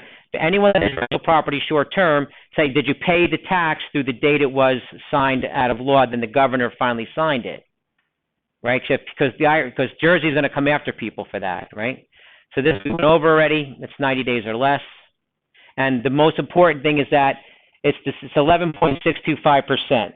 So other thing with regard to VRBO and Airbnb is that, remember, you're still responsible for the tax. If you're using Airbnb and it's a short-term rental, it's not their tax they're paying. They're just your agent. And I urge everyone, because they make mistakes all the time, and you're on the line for it. Not you. I'm just not you personally, but she's responsible for all of it. So you need to check your Airbnb weekly. It's usually a short-term rental in New Jersey, Airbnb. So you have to make sure you get the report from them, what they're collecting, and when they're sending it into New Jersey on your behalf. Because if there's an audit of some kind, which there's going to be, they're going to look at your 2 Johnson Street. And they're going to ask you, was it paid? Because you own it. But it goes on your tax return. It's on your Schedule E. So it doesn't matter. It's just like when people have a tax preparer and they say, oh, I'm audited. You know, the guy did my taxes. The IRS doesn't care about that, right? You're responsible. So that's why anything you have, it's a good little newsletter to put. Are you using Airbnb or VRBO? You must. Well, you can read Chris's blog post on it because it's very detailed. But seriously, because they're not doing it right. Like Home Away doesn't do it right. So they don't care. They're supposed to do it right, but they don't own the property. You're responsible. Okay. Sure. I'll send you all the slides. Okay. You know. My thoughts. So now, like we just said, real estate brokers and agents have an advantage over Airbnb still, right? And they must charge sales tax. Real estate brokers do not. Okay, so it's another way to think about at least informing your clients about what's going on. And they don't know. People use Airbnb, and they don't know that, well, why am I not renting as much? Because the unit next to them doesn't have 12%. Because someone's renting it on their own. And so they don't know. It's just informing. Like me, I give too much information. At least you can't say I didn't tell you something. Right? So everything else being equal, fees paid to a listing agent, such as Airbnb or a real estate broker. Real estate broker is a better consumer bet because of the 11.625%. And right, so now we're going to get into the real estate versus the stock market. Always better, right? All right, so this is very significant. I work a lot with this stuff, and I try to summarize a bunch of things, but I do a lot of speaking on this. Okay, go ahead, Pat. Tell me when you're ready. Okay, good. All right, so why real estate? So let's look at, this is a really good slide because it shows me real estate plus other investments and what are the attributes of them and what does real estate in general, this is a good discussion, this is a good thing to have at your desk. Oh, why? Well, here we go. Real estate has all of these things. As a possible high cash yield, we could build up equity, can't do that with stocks. I can use it as leverage, right, to buy something else. It's a hard asset. Like I said, I love having rental properties, like has a shed, I can go hug the shed and know it's still there. And there's a tax advantage, right? I have a tax advantage. I can maybe own a rental, and I could take a loss on a rental property. As opposed to Google, I can't take a loss till I sell it. So where else can I take a loss on something I haven't sold it yet? That's good to know, right? So, but look at these other things. So we have stocks, has a few of them. We could build up equity, right? But there's no tax advantage. It's not a hard asset. You know, bonds are only very little, and cash has none. So if you look at this just in general, I want to, at least in real estate seems premium if you do it right, which it is. It's very simple. So it's a good little, it's a representation to have at your desk to show this is why you should invest in real estate. I would just have that and just have some talking points about each item in there. Let's go buy some real estate, right? That's 45 seconds later. Let's hop in my Camry. We're going to go buy a house, right? So real estate always beats the stock market. It's my Rocky Balboa. There he is. And so, okay, here we go. So the strategy to sell investment properties is not the same as selling homes. I know I said it 150 times, but it's true. So investors share some of the same concerns as home buyers, and investors want ROI, safety, stability, not a place to make decades of family memories. Okay, good. So here we are. They want to say, what's best for my family? We're used to that sale. But then the investment side is this. There's no people involved. There's no humanity. It's just a graph. What's the best bet? What's the best bet? I have $200,000. What's the best bet? So that's the mentality. Remember, someone is coming to you with money, and you are the roulette. You're the guy at the roulette table, and they take your money instead of someone else because they don't know, and they're all nervous about it. So important to remember. Okay, this is so I have these two columns here. So this is a really good slide when you get my slides to have in front of you. Why is it better? That's why I did this on purpose. So let's talk about the stock market. And we have its volatile and unstable values. I don't know what it's going to be. Are we going to have a correction tomorrow? Does it go down by 10%? Very volatile, very unstable. I don't like that, right? Valuations are not based in reality. Now, 100 years ago, I had GM stock said I have it worth $1 on the Dow Jones because I looked at the balance sheet, and if I liquidated GM, that would be worth $1. That's how it's supposed to work. People don't know that. Oh, I own Apple. Well, if they liquidated the company, what do I get?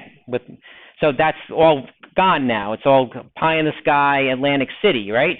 So that doesn't make me comfortable, and I can't hold or touch it. Like I said, how can I own something that's $1,000 but I don't own it? I can't look in a closet and say, oh, that bothers me. Many things are out of your control that impact value. How can I have my major investment in my life in the stock market when I have no control? It goes up, it goes down, and it merges, it splits. I have no control over this major asset. Sounds very immature to me. Like if I had a kid, I want to take his money and not let him touch it. I'm an adult person, right? So there's wide swings of gain or loss in any day or week. It's crazy, right? Up, down, 10, 20%, right? And you cannot insure it against normal losses, which is a very important concept. The investment advisors, when I'm on panels, this is where it gets them the worst, and they really hate me. But they have no argument. So the stock market can crash, right? Now let's go to investment properties. Let's look at the good side. So there's stable values. I don't have a 10% daily possible dip in real estate values in Monmouth County. I have a steady increase, averaging 3%, right, over time. So I love that. That shows me stability. Oh, that's a real asset. It's not Atlantic City. Great. So the valuations are based in reality in the market. Oh, what's this house worth? This 3-bedroom home on Oak Street. Oh, I have comps. I have history. Oh, that sounds real to me. It's something I can analyze, right? I can hold or touch it. I can go look at this rental property I bought. Great. And there's many things in my control that impact the value, right? I could have a house side by side, and I could do the driveway, and I could do siding, and I could make it a much better value, same exact home plan, but I have much more control as to what happens to it. Sounds better to me too, right? There's small swings of gain or loss. Like we saw, I don't have this crash worry because it's a real asset, and I can insure against losses. So I know I told the story a lot, but I bring up the story. Everyone knows Evel Knievel, one of my heroes when I was younger, and he was crazy daredevil guy. We know he jumped over things. So he planned to jump over the fountain at Caesar's Palace in Las Vegas. Now Evel Knievel just got a stock Harley-Davidson Sportster motorcycle, but that's just out of the showroom, and he's going to drive that and fly over the fountain and land on a ramp. Now, it sounds risky, but he got insured for that. He had already crashed and broken all his bones, but Lloyd's of London still insured him.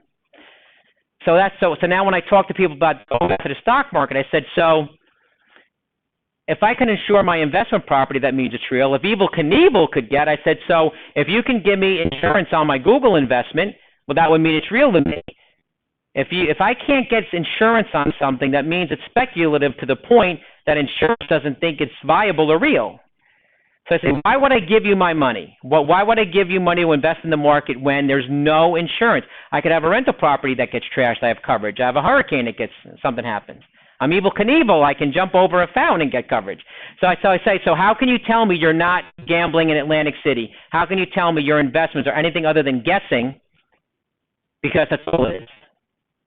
With a nice suit on and tie. You do it, right? Very important.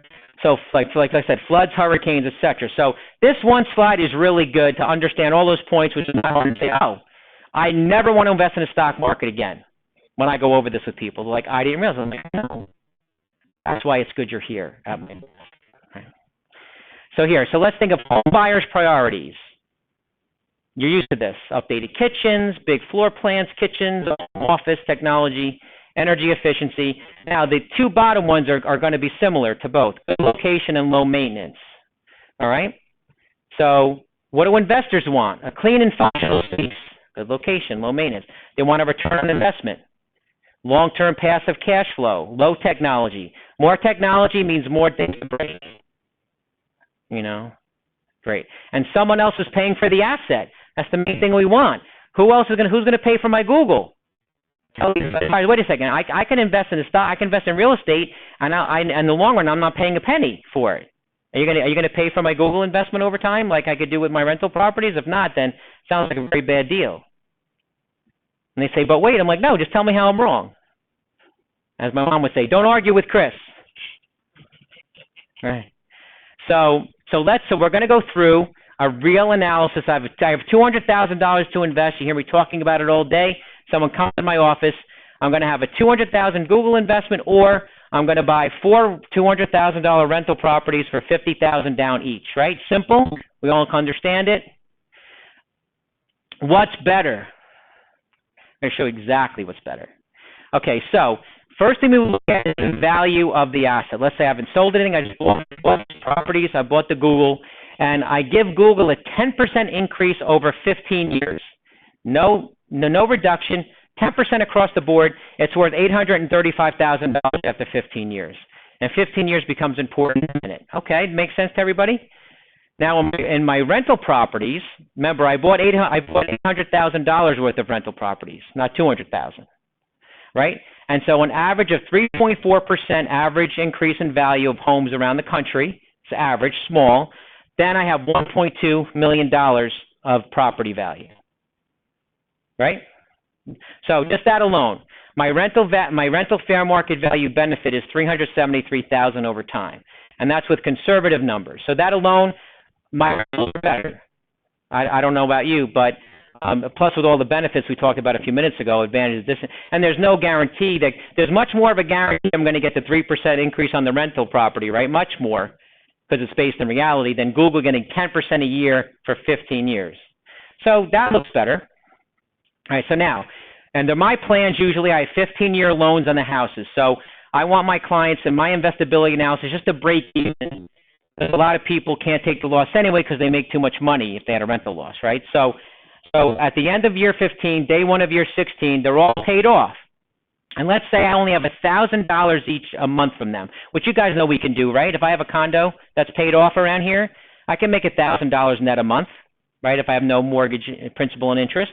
So that's very conservative. So I have $48,000 now of passive income, day one in year 16, that is lost annually if my money is locked into Google. So day one of year 16, I want to start making cash flow, and Google doesn't give me any, right? So in order to get money out of Google, I need to sell it. That's a problem. So this seems like it's busy, but what this says is in year 16, my property is giving me $48,000 of cash flow. If I want the same amount of cash flow from Google, I need to sell about $65,000 of it, because I'm going to have to pay capital gains tax on it. So if you look here, my Google value keeps going down now because I need to divest of it. Although my property value, I didn't even increase it anymore. My property value stays the same or goes up, right? So my real estate over Google, just in terms of value, increases, even though the cash flow is the same. So at the end of the year 15, the amount of cash flow, if I don't sell to Google, I'm having $48,000 of positive cash flow. I only need really 4 years of that to make up my initial investment of $200,000. Plus my value is going up. So this is a really good example if it's done right, in that you can't extract value from the stock market unless you sell it. In this case, this is why my value doesn't matter, or the property, I'm never selling it. Does it make sense to everybody? See, that's what I do. We want to get the property paid off, or have it paid off right now, or do a 15-year, even a 15-year loan. I'll break even. I don't care, because I'm getting to this point, and my value is going up.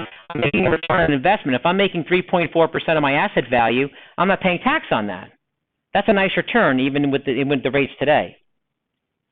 So let's talk about, we talked about before, investability analysis. So I have a property. Should I buy it and rent it? Should I sell it? Should I list it as something we can rent? Right? How do we do it? So the most important component to analyzing a property for investability is, what's my fair market value rent? And that's up to you guys. I always rely on realists to know what that is. I need to know that, and let's talk about it. So here we have a property, a $325,000 property. That could be a townhouse around here, very common number, right?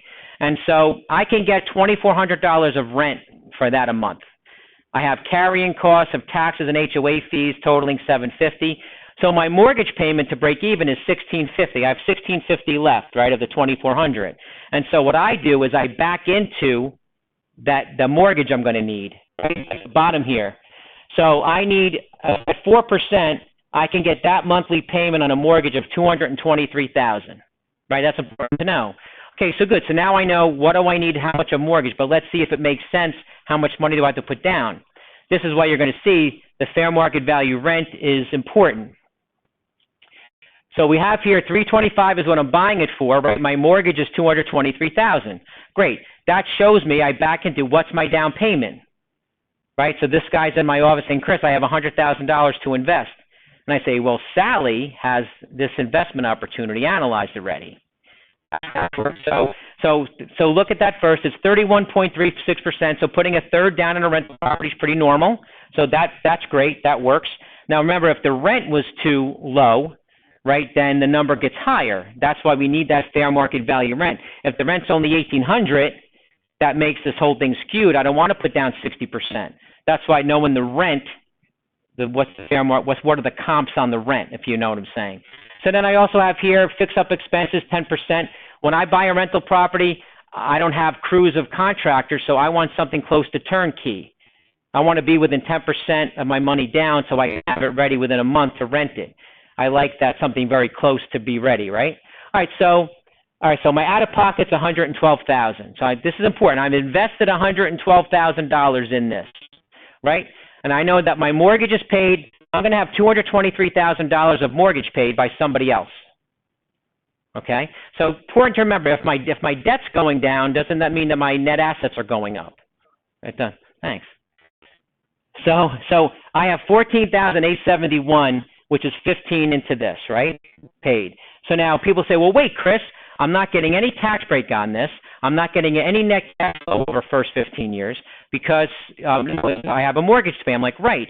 But they say there's no return. Well, you're absolutely wrong. I put down $112,000, and I'm making $14,871 a year because I'm paying off my debt. So my return every year is 13.26%. No one beats that. When I show investment people, like, it's like that. They're fighting that they just turn and go like that, They will. So this is, people don't think of this, but this is one of the best reasons why, if you do this the right way and can do it break even for over 15 years, why this is so significant. I'm having debt paid off because at the end of 15 years, I have no debt. I own that $1.2 million outright, and I've only paid $200,000 for it. That's why I think I've gone from $200,000 to $1.2 million. And that's an incredible return. And what's good about that is it's tax-free. I'm paying no tax on that. I haven't sold anything. So if you do this right, and when I do this review, they're like, this is the greatest thing. I'm like, I know. Just sign the letter, and I'll get to work for you.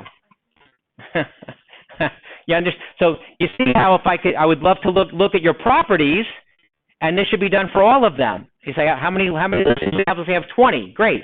Well, I should have for A to Z. I should have, this is a $60,000 analyzed one. This is $80,000, and I'd want people to know that. I'd send it to all my customers. hey, by the way, you know, if you're interested in investment properties, I have different opportunities at different price points or investment points that I can get you into in a turnkey fashion that we can, you know, I have the team in place to do all that for you. So if you have 75,000, just give a quick synopsis, not even with this is what it would look like. All right, you could do that. And then I don't see any newsletters like that. Why? I'm just kidding. But you see, it says marketing, so it should be, you never knew this, and this, and imagine people see that. You know, what if I told you can invest $50,000 and make 13.26%, tax-free for 15 years? Interested? Good. We'll come over and but that's the idea. But it's really good. And this is what the investment world does not want you to know, right? No one talks about this, but that's the key. You can tell Fidelity I can make 6%, close to guaranteed compared to the market, right? With all the stability in real estate, I know there's still risk, but it's nothing like investing in Google, right? Does that make sense to everybody? All right. Going to get into some basic accounting stuff. They wanted me to talk about this for you and any business owner. It's very important. Record retention. So any questions on that last thing? Everyone's good? So how many years should we keep everything? 7 years. It's always the answer. Shred everything before it. All right, good. So everyone here, remember, a real estate agent can only get commission paid to them to their name. They can't use an LLC. They can't use an S-Corp. It's illegal in New Jersey. So anyone that's telling you to do that, they don't know what they're talking about. Tell them to call me. I actually wrote to the Real Estate Commission, whatever, and got a special letter to me that explains all of this. And I just send them a letter and say, here, and just be quiet. But this is a Schedule C. Most of you know it. This is what you file as a real estate agent on your tax return, a Schedule C, profit and loss, right? We know that. And like I said, if anyone tries to give you an 1120S for your real estate, it's illegal. Don't do it, and have them call me. All right. What can we deduct, Chris? Everyone, anything that's related, even partially related. So if you guys have a deduction, you're not sure, let's say you have an Easy Pass and you share it with family or cell phone. I want it paid through a business account, and then we could pull out the personal portion later. It's easier for me, right? So I have my 3 freeloader kids on my cell plan, and no, they're lovely, and but no, they're great. So if you use it for business, even if someone else hasn't, you're not sure. If you're using it for business, we can take it. You're maybe thinking outside the box. Very important. So some are blend of personal and business, and pay with 2 checks. So if I have a plan like on my plan for my cell phone, I pay my portion with my business account, right online, and then I go same exact moment I pay the personal portion. So I'm always separating my business from my personal. Why not pay with 2 checks? We could do the same thing with credit cards, cell phones, Easy Pass, credit cards. This is a big thing. A lot of agents, a lot of us can't get a separate credit card for business and personal. So what do? It's very simple. I print out my credit card bill, and I'm highlighting what's business. I total that up, and I pay that number with my business account, and I pay the other half with the personal. So I'm always segregating my business expenses from the business account, which leads to this most important thing. Now, I know you guys are so seasoned business people. Everyone has a separate business account from their personal account for business, right? No one ever commingles personal. If I could just skip this whole section. I feel like so many faces right now. But we need to do that. We need to have a separate business account in your name, because all the checks come to your name, and all the income goes in there, all the expenses go out, then you take your net and you put it into a personal account, pay your personal bills. Why is this important? Under audit, the IRS might ask, or send me your business account. If I have everything commingled, I have to show them everything. So we don't want to do that. This is the biggest problem with realtors. I've done it this way for 20 years. I said, you've been wrong for a very long time. You've been wrong so long. How does that feel? So we need to have a separate business account in your name, and then only business things come out of it. And then your net you have left can go into your personal account and pay your things. Again, if you have a credit card that you use for both, well, we can only pay the business things, total it up, and pay the business. That's what I do on my credit card, my Amex. I go through 2 columns, I download the spreadsheet, and I pay this business portion, and my personal at the same moment with 2 different accounts set up in Amex. Very simple. Then I take that Amex statement, and I put it on my support file, and I have everything highlighted that I paid with the business account. It's perfect. So get a separate business account.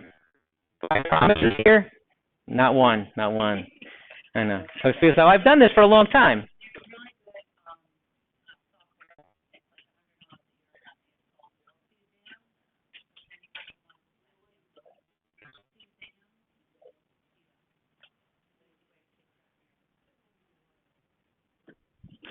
I know I'm taking a lot of time. So anyone that has canceled checks, you still might write checks. Remember, banks stopped giving you checks. They should give you checks on white sheets with your bank statement. So they can't tell you to click and print them online. You should get them with a downloadable PDF every month. So you download it static, you're done. And sometimes you pay $3 for this, but it's very important because as opposed to a debit, which I can see in line in the bank statement, right, what's for, a canceled check, the IRS will ignore it if I don't have the check. I could say I paid my Verizon, doesn't matter. Because no, yeah, just they have the images on white sheets now. They're called. That's exactly. But any bank will not give it to you as part of your bank statement. Even for $2, then fire them. Get a new bank. So it's very important because quick example, had a lawyer, a big real estate attorney in Bloomfield, and just a year ago, he does tons of real estate, so there's tons of checks being written at closings, as you know. So he had 300 checks a month on average, and PNC wanted $5 a check. Yeah. And I had some not too nice words for them. So online bank storage is not enough. Don't worry, Joe. We got it in our vault. Yeah, 3 years from now, that doesn't exist. We want to have it with us every month in case we don't use the bank anymore. Remember, once you close an account, you're going to close an account. Be very careful. Download everything you possibly can. Don't have any access to it anymore. Home office deduction, let's say it together, does not trigger an audit. Biggest question I get for this. You guys should all have home office deductions. You don't work out of an office. You work out of your home for the most part. And you all should be taking that. If you're not, then you're losing money. Everyone here has a home office. Okay? And it does not reduce the base of your house. That's another thing. If you have a question about that, ask me. There's a new safe harbor method. They let you take $1,500 a year. And if you don't want to do all the detail, at least you can take something. So anyone, I want you to look at your Schedule C. If you don't have a home office on your return, I want you to fire your tax preparer because that's a big deduction. That saves you your ordinary tax plus your FICA you pay. So there could be $400, $500 in that deduction just for you alone that Uncle Sam has now, right? All right, so mileage is very important. I know I'm taking a long time, but when you get a car, right, you have to make an election if I'm going to take actual or I'm going to take mileage as a deduction. The higher the mileage, usually the mileage is better. It's usually about, let's say it's 58 cents a mile, hypothetically, for this year. All right, so if I do 20,000 miles, I'm going to get a nice deduction for that, over 10 grand. So versus your actual cost, which is like depreciation and gas and insurance and things like that. But again, once you make the election, you can't change. So if I have a car and year 4 has a lot of transmission work, I can't suddenly go to actual because it's more. You can't do that. You can't flip-flop. Right? So lease cars can also use the mileage method. Mileage logs are required for both, meaning that even if you lease a car, even if you use actual, it doesn't matter. You have to show your mileage what your business use was, where you went, what's your percentage of it. Yes, sir.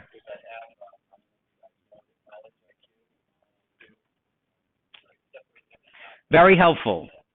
And we still want to download that stuff every month so we have it. Remember, tolls and parking is not part of the mileage method. So people think I took mine. No, tolls and parking are totally separate. It doesn't matter about my car, right? I have tolls. So very important to make sure you take no matter what. So the mileage rate now is 54.5 cents. It's going to be 58 cents in 2020, just so you know. Now, many of us don't keep track of our daily travel. Under an audit, the mileage deduction, which is often one of our largest expenses, can be denied if you don't maintain adequate records. And so what does that mean? And I get the biggest pushback on this from agents all the time that I don't know what I'm talking about. So what are the rules? You can't make estimates. You can't. Exact mileage only. Each trip is supposed to be itemized and the business reason listed, and then total mileage annually. So all you guys I know do that. Everywhere you go, you're writing down who you're with and all that stuff. Right? So this is what the IRS wants. I actually wrote to them one year and said, oh, can you send me your mileage log?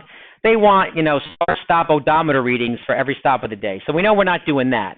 So what I try to do is, how do we comply with this? And this gentleman was ahead of me.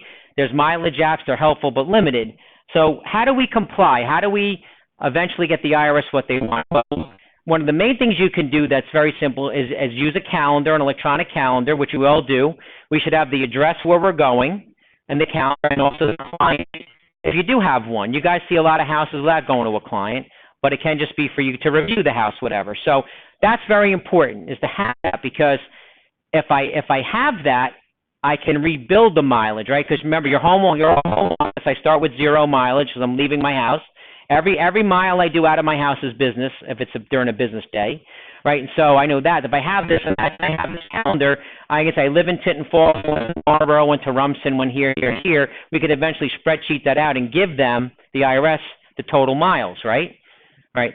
So, but this is important. Mileage method starts with total miles for the year. How do we get that? What do we do? Because I could show them the miles that we did for business, but that's still not enough. So this is what you do on the first day of the year. Everyone wakes up all sober, and you take a picture of your odometer the first day of the year, and I have those every year. So that gets you 90% of the mileage method is, I have exactly 26,202 miles. That's a great thing, because even without the detail, the IRS knows, you made $100,000 in real estate. About how many miles did you go? That's the thing that no one has. So I call everyone about 6 o'clock in the morning on January 1st. This is your reminder. Wake up. So that's important to remember. Estimated taxes, let's talk about that. Everyone needs to pay estimated taxes as self-employed. You can't wait till April. You might have been hit with late payment penalties. If you have a tax preparer that did not prepare estimates when you needed to, you need to tell them to do that for you, because you have to pay quarterly. If I owe $10,000 total tax in 2018, I should be paying $2,500 a quarter this year, because if not, you're not a W-2, so you're late paying, severe penalties. All right, so if you don't have estimates and you owed money last year, sometimes people that are married, their spouses have enough withholding to take care of it, but if you owed money, you want to make sure you're paying estimates, because that could be pretty severe. Meals and entertainment. People heard about this, so they restricted entertainment. Everyone, all these even preparers think you can't take meals. It's not true. Entertainment was excluded, meaning tickets to a Broadway show, hotel room in Atlantic City if you're entertaining people, but your normal business meals are taken as business meals, just as they used to be. Now, if you buy food for an open house, that's not a meal, it's marketing. I take 100% of that. That's a difference. Remember that. So, because business meals are 50% deductible. So anything I'm buying outside of that, right? Like this food back here, whoever's doing the accounting, it's not a meal. That's right. It's a marketing, advertising, seminar-related expense, right? Gifts. Who gives gifts in business? No one gives gifts in business. Let's go back. I want to see no hands. Who gives gifts in business? Nobody. Because I give a gift like my little kid in Christmas morning, and they open up a gift. So we never give gifts in business, because it's all for a marketing reason. If I knew I would never get anything from this person again that I sold the house to, I'm not giving them a Home Depot gift card. True? Right. Well, no, I still want to do it, but because gifts are limited to $25. It's crazy, like Abraham Lincoln time, So we don't give gifts. I never gave a gift in business. I give a gift to someone out of the kindness of my heart, because I love them and I want to have the joy of seeing them open it and just smile. So it's all advertising and marketing. There's no such thing as a gift in business. Okay? Never again on a tax return. SEP IRA, let's go over. I know we're taking a long time. Is this okay, everybody? All right, good. So everyone here, remember, you're a self-employed person. You have an opportunity to invest for retirement more than a lot of people who aren't self-employed. So a SEP IRA, we have Linda, the realtor, here. And so let's suffice it to say that Linda wants to invest for her retirement. A lot of people know here about IRAs. We can give $5,500 or $6,000 a year as a deduction, but it's much higher for people that are self-employed. You can give up to, in $56,000, depending on your income. And it's all deductible. So everyone should be saving for a SEP IRA every month, and then put away what you can, because I get an immediate deduction. Just like our return on investment, 13.26%. Remember? Oh, we didn't know that? So if I get to deduct $1 and I'm in the 24% bracket, I'm making an instant 24% interest. That dollar is only costing me 76 cents. So I want to put a SEP IRA every year, and there's no limit. Even if I can calculate what your max would be, let's say it's $10,000, you could put away $100. But if you have any discretionary money to save, there's no doubt putting into a SEP IRA gives you an instant 24%, whatever your marginal bracket is. It's amazing. So with you can't find that return anywhere. It can then be invested in the market or anywhere else, but please consider talking to your tax preparer, saying, hey, how much is my max SEP? If they're not telling you that, they're not doing their job. If you're self-employed, they should be saying, by the way, if you invested X amount of dollars, you'd be saving this much in tax. And if they're not doing that, as I always say, they should be fired. I have a couple of cards of some reputable CPAs. What about New Jersey? You can't deduct. So now everyone does text messaging. It's very important. I deal with a lot of commercial work, some legal stuff I do. Remember, texting is our legal documents enforceable in court. So be very careful when you do voice recognition. You know, what you're telling people, what you say, it obligates you. And then you also need to back these things up. And so people have all this texting they do, but they don't have any way to go back to see what did I really say. And so there's more texting going on than faxing or emailing or regular correspondence today. So be extra careful. Sometimes I say, do I want to text this or should I do an email in a minute? Because I have people that are sued and they seem to be obligating themselves for things, but they're just having little offhand conversations. But in a court, you're a licensed professional, you are communicating for business. So make sure you back them up too on your phones, your iPhone or Android, and I can help you with that if you have any questions. They're vital correspondence. I can't stress it too. And pause. Always take a moment. Maybe this is going to the realm I want to take my time and do an email to this customer about this. It's because text can be vague without punctuation, without capital letters. And that's how 14-year-olds communicate, right? Jersey exit tax. Let's talk about that. Exit tax. Go about exit tax. I know I'm cramming a lot in here. So everyone knows about exit tax? All right. What is exit tax? It's actually a tax payment made in the name of the client, which is subsequently used as a credit on a New Jersey income tax return, unlike realty transfer fees, which fall into the abyss of the Division of Taxation and never seen again. Right. So here are the basics. This is very important. If someone's out of state and they're selling property, you get a lawyer say, we need to withhold exit tax. Because they think the rule is, if I live out of state and I sell a Jersey property, I got to withhold this tax. And that's partly true, but it's usually not true if we can find a way it's not taxable. So, like, for example, I have a couple moved to Florida 2 years ago. They're finally selling their house in Monmouth County. Oh, they're Florida residents. But they're going to get the residence gain exclusion because they own the house. Remember, 2 out of 5 years is the rule. Everyone doesn't know that, right? I have a 5-year window to get that gain exclusion. So I could leave the state for 3 years, still have owned this property 2 out of 5 years as a residence, and still get that exclusion. So if that applies, then there's no exit tax, right? Example, Florida, like we just talked about that. Sells a form. But if I have a Florida resident selling a second home or rental, it is subject to exit tax, except if we do a 1031. I do a lot of situations where people are selling properties. They never lived in New Jersey. They're selling a property in New Jersey, and they have $1 million gain, for example, before. But, we're going to do a 1031, so there's no gain. We don't have to have the tax taken. So most times, fight for the exit tax and make sure if there's no federal gain, there's no exit tax. That's the basic rule, like I like to do. And this is the form they fill out. It's a get rep form. You fill it out and say, I attest, number 2 here, this is for the exclusion. I attest that I have no exit tax, so they don't take it at the closing. So the important part of this is that just because I'm selling my house in New Jersey today and I already own a house in Oklahoma, that doesn't mean that I'm not a Jersey resident. This is what normally happens. This is the most happen. Just because I'm selling my New Jersey house, I already bought a house anywhere, it does not mean I'm not a Jersey resident. I could still be a Jersey resident. I could be living out my mother's basement. So that's the biggest mistake lawyers make. Say, no, why do you think I'm at the moment I'm signing, I am a Jersey resident. So there's no exit tax. Even if I'm not a resident the moment after, doesn't matter. It's when I'm signing. So that happens all the time, and lawyers don't know what they're doing. And they don't send the tax in right. So if you have someone where you hear exit tax, I have a big ebook on this online, call me and we'll talk about it. We talked about this already, the residence gain exclusion. I bring up the old rules because some people think it makes a difference. That the old rules were my gain in my residence when I sold it, reduce the basis in my new house similar to a 1031. I have a $200,000 gain in my residence. I bought a new one. I'm not paying the gain, but I'm reducing that basis in the new one to eventually pay the gain. That's old rules. It doesn't apply anymore. The sales are not related. When I sell a house, my residence sale has nothing to do with the purchase of a new one at all. It's two totally different transactions, nothing to do with each other. They do not affect the gains or loss, right? There's a single seller gets a $250,000 exclusion, and a married seller gets $500,000, right? So remember, I still hear from realtors about this, that we roll the gain over into a new house, and nothing to do with each other. LLC misunderstanding is very important. You probably hear people say, hey, Chris, I want to buy a rental property and put it in an LLC. It's going to protect me, right? We hear that.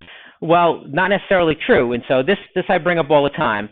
So first of all, there's no tax benefit to being an LLC at all. You take all your deductions. You can still do whatever you're going to do. The IRS doesn't even recognize an LLC as an entity. It doesn't. There is no LLC tax return. It's a disregarded entity. If you have a partnership, me and Pat have properties, I do a 1065, which is a partnership return. So when you hear people, a lot of people talk to realtors, there's some guy going around saying, oh, if you form a company, you can take more expenses. There's no difference at all. All expenses can be taken. IRS doesn't recognize it. A single-member LLC owning a rental property still files a Schedule E, just like I do with my properties. I own a lot of properties in Miami. I just file the same form. Multi-members do a 1065. An LLC does not release you from personal liability. So for example, me and Pat have a bread company. I'm driving our bread truck and I hit somebody. I'm an owner. I can be sued personally. Nothing to do with my company. I physically hit somebody, so I can be sued. The company can be sued. Pat can be protected because she is an owner, and the LLC will protect her. But if you're a landlord and that's what you do, and you're a landlord as part of your function, I don't care how many levels of liability protection. If you don't fix the concrete sidewalk and you're supposed to, you're going to get personally sued. It has nothing to do with your LLC. Personal liability. The reason why, this is the most important thing, an LLC protects you from agency. And that's when we went back to the example of me and Pat working together, is that if I have a partner and my partner does something, then the partner can be sued. They personally did it. Our company can be sued.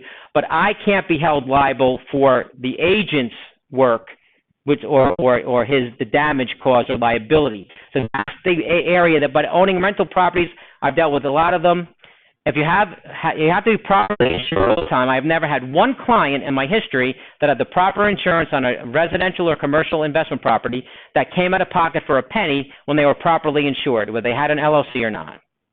So it's all about insurance. And what is insurance? You're more likely to be sued in a frivolous way. And so it's really legal fee insurance is why you want it, right? Because the liability company pays all the legal bills. 99% of things I get are frivolous that I see with my clients. So we just want to get the right rating, make sure all your tenants have their own insurance, right? Data backup, can't say it enough. If you guys lost your phone and your PC or your notebook right now, how long would it take you to get back up and running and have it transparent to your clients? If you tell me more than 4 hours, you're out of business. You should test it. You should put everything in some other place. Say, what do I do? Do I have a plan? I don't have a phone. I don't have a computer. And you need to are your contacts backed up? Remember, some phones have local storage, and they're not always backed up to the cloud on iPhone or even on Android.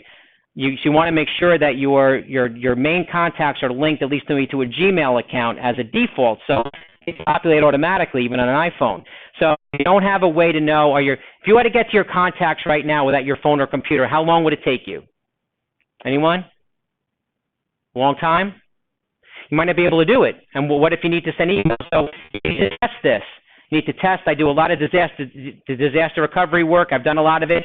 And a quick story, then I'll go, is I had a guy met me at a party. This contractor was like, oh, you're talking about this disaster recovery. And so I went to his office at 7:30 in the morning and waited for him.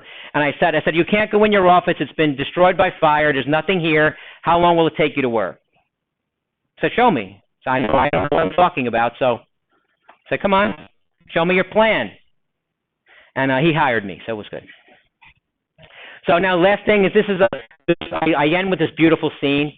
We have cloud storage. Now, I love clouds, but when I try to put something in the storage, it always falls through. It never seems to make it. So all of your tax preparers most likely put all your data in the cloud. It is the least stable thing. It's identity thief stream. Anyone, call your preparer, say, are you keeping all my records in the cloud? Say, never do that. I keep all my data locally. I pay more for my software. That's the last thing. Call your preparer, say, you've been doing my taxes for 10 years. Are they all in the cloud? Because it's every detail identity thieves need. And all these CPAs get hacked. They don't tell you. They're paid off. A guy in Eatontown just lost 900 clients, all hacked, all identity theft. Has everything, your birthdays, all your full names, your social, all your kids. It's crazy. So if I leave you anything, do not let your tax preparer put your tax data in a cloud, right? The other thing is I have a book out, Be the Chocolate Milk, Successful Selling for Homogenized Professionals. It's for people like us that if you sell and if everyone thinks you're all the same. Like, hey, I'm a tax guy. So what you want to do, if you look in the dairy case of real estate agents, everyone thinks they're gallons of whole milk with red caps. If you look close, you're the little quart of chocolate milk. You want to pay more for the chocolate milk, and you'll never go back to the regular milk. So instead of it being Chris's advice for people who sell in homogeneous markets or sell homogeneous services, it looks more delicious and it's more catchy to say be the chocolate milk, right? So I hope you found this worthwhile. Make sure I have your contact information. I want one of your cards, and there are any questions. No questions? I gave a lot of A. I gave a lot of A, so there wasn't a lot of Q. Like I said. Sure.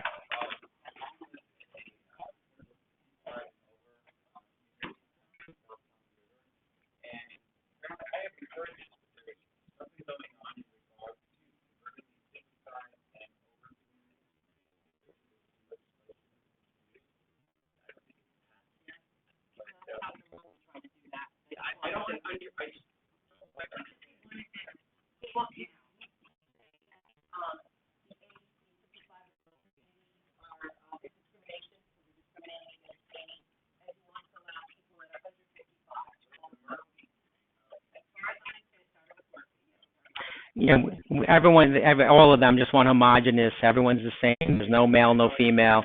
You know, there's no age anymore. You know,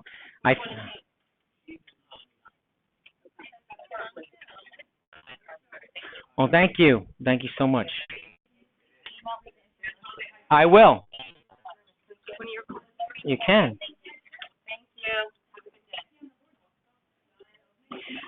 Karen, did you know an Anthony Cusinelli? I just went to grammar school and high school with him from the home. He wasn't Hazlitt. Yes, Yeah. that's my husband's brother. Yeah. So his younger brother you married then. Yeah. Not Nick. No. Nick. Yeah, I remember. Yeah. So tell him I said hi. He knows me from grammar school and everything. And yeah, and he was on Briscoe. Yeah. Yeah, I know. We hang out all the time. We just ran into Steve. Oh, really? Yeah. Oh, yeah. Steve was great. Oh, that's great. I'm glad I asked. I'm going to text you my number and Okay. then my card, but this is one of the ladies that left, so she wanted me to give that to you. She left early? Not too early, but a little bit early. So thank you. Oh, thanks. You want one of my cards? Yes. Perfect. Derek. Okay, yeah, I'll email you. Oh, Yeah, sorry. thank you so much. No, you're fine. Sure. Thank you. So you thought it was worthwhile? Oh, great. I know it took a long time, but I tried to pack a lot in. I appreciate that. I was just getting nervous. Oh. Well, I wanted at least 2 hours, but I wanted to. I wanted to. No, thank you very much.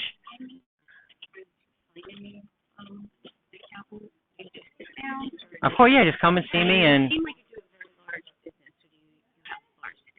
I do. I've got a couple staff in the office. Some good CPAs work for me, but Pat will tell you I do all face to face, and we're not like a mill, and so she knows, right? I have good support. Yeah, sure. Come and see me, and just look at everything. We'll have just a good, like a free consultation. Okay, that'd be great. Is that good? Free is good. Thank you so much. That's great. Oh, thank you, Nicole. I'm glad everyone thought it was worthwhile. It's always my worry. Yes, miss? Folder. Let me just turn this off.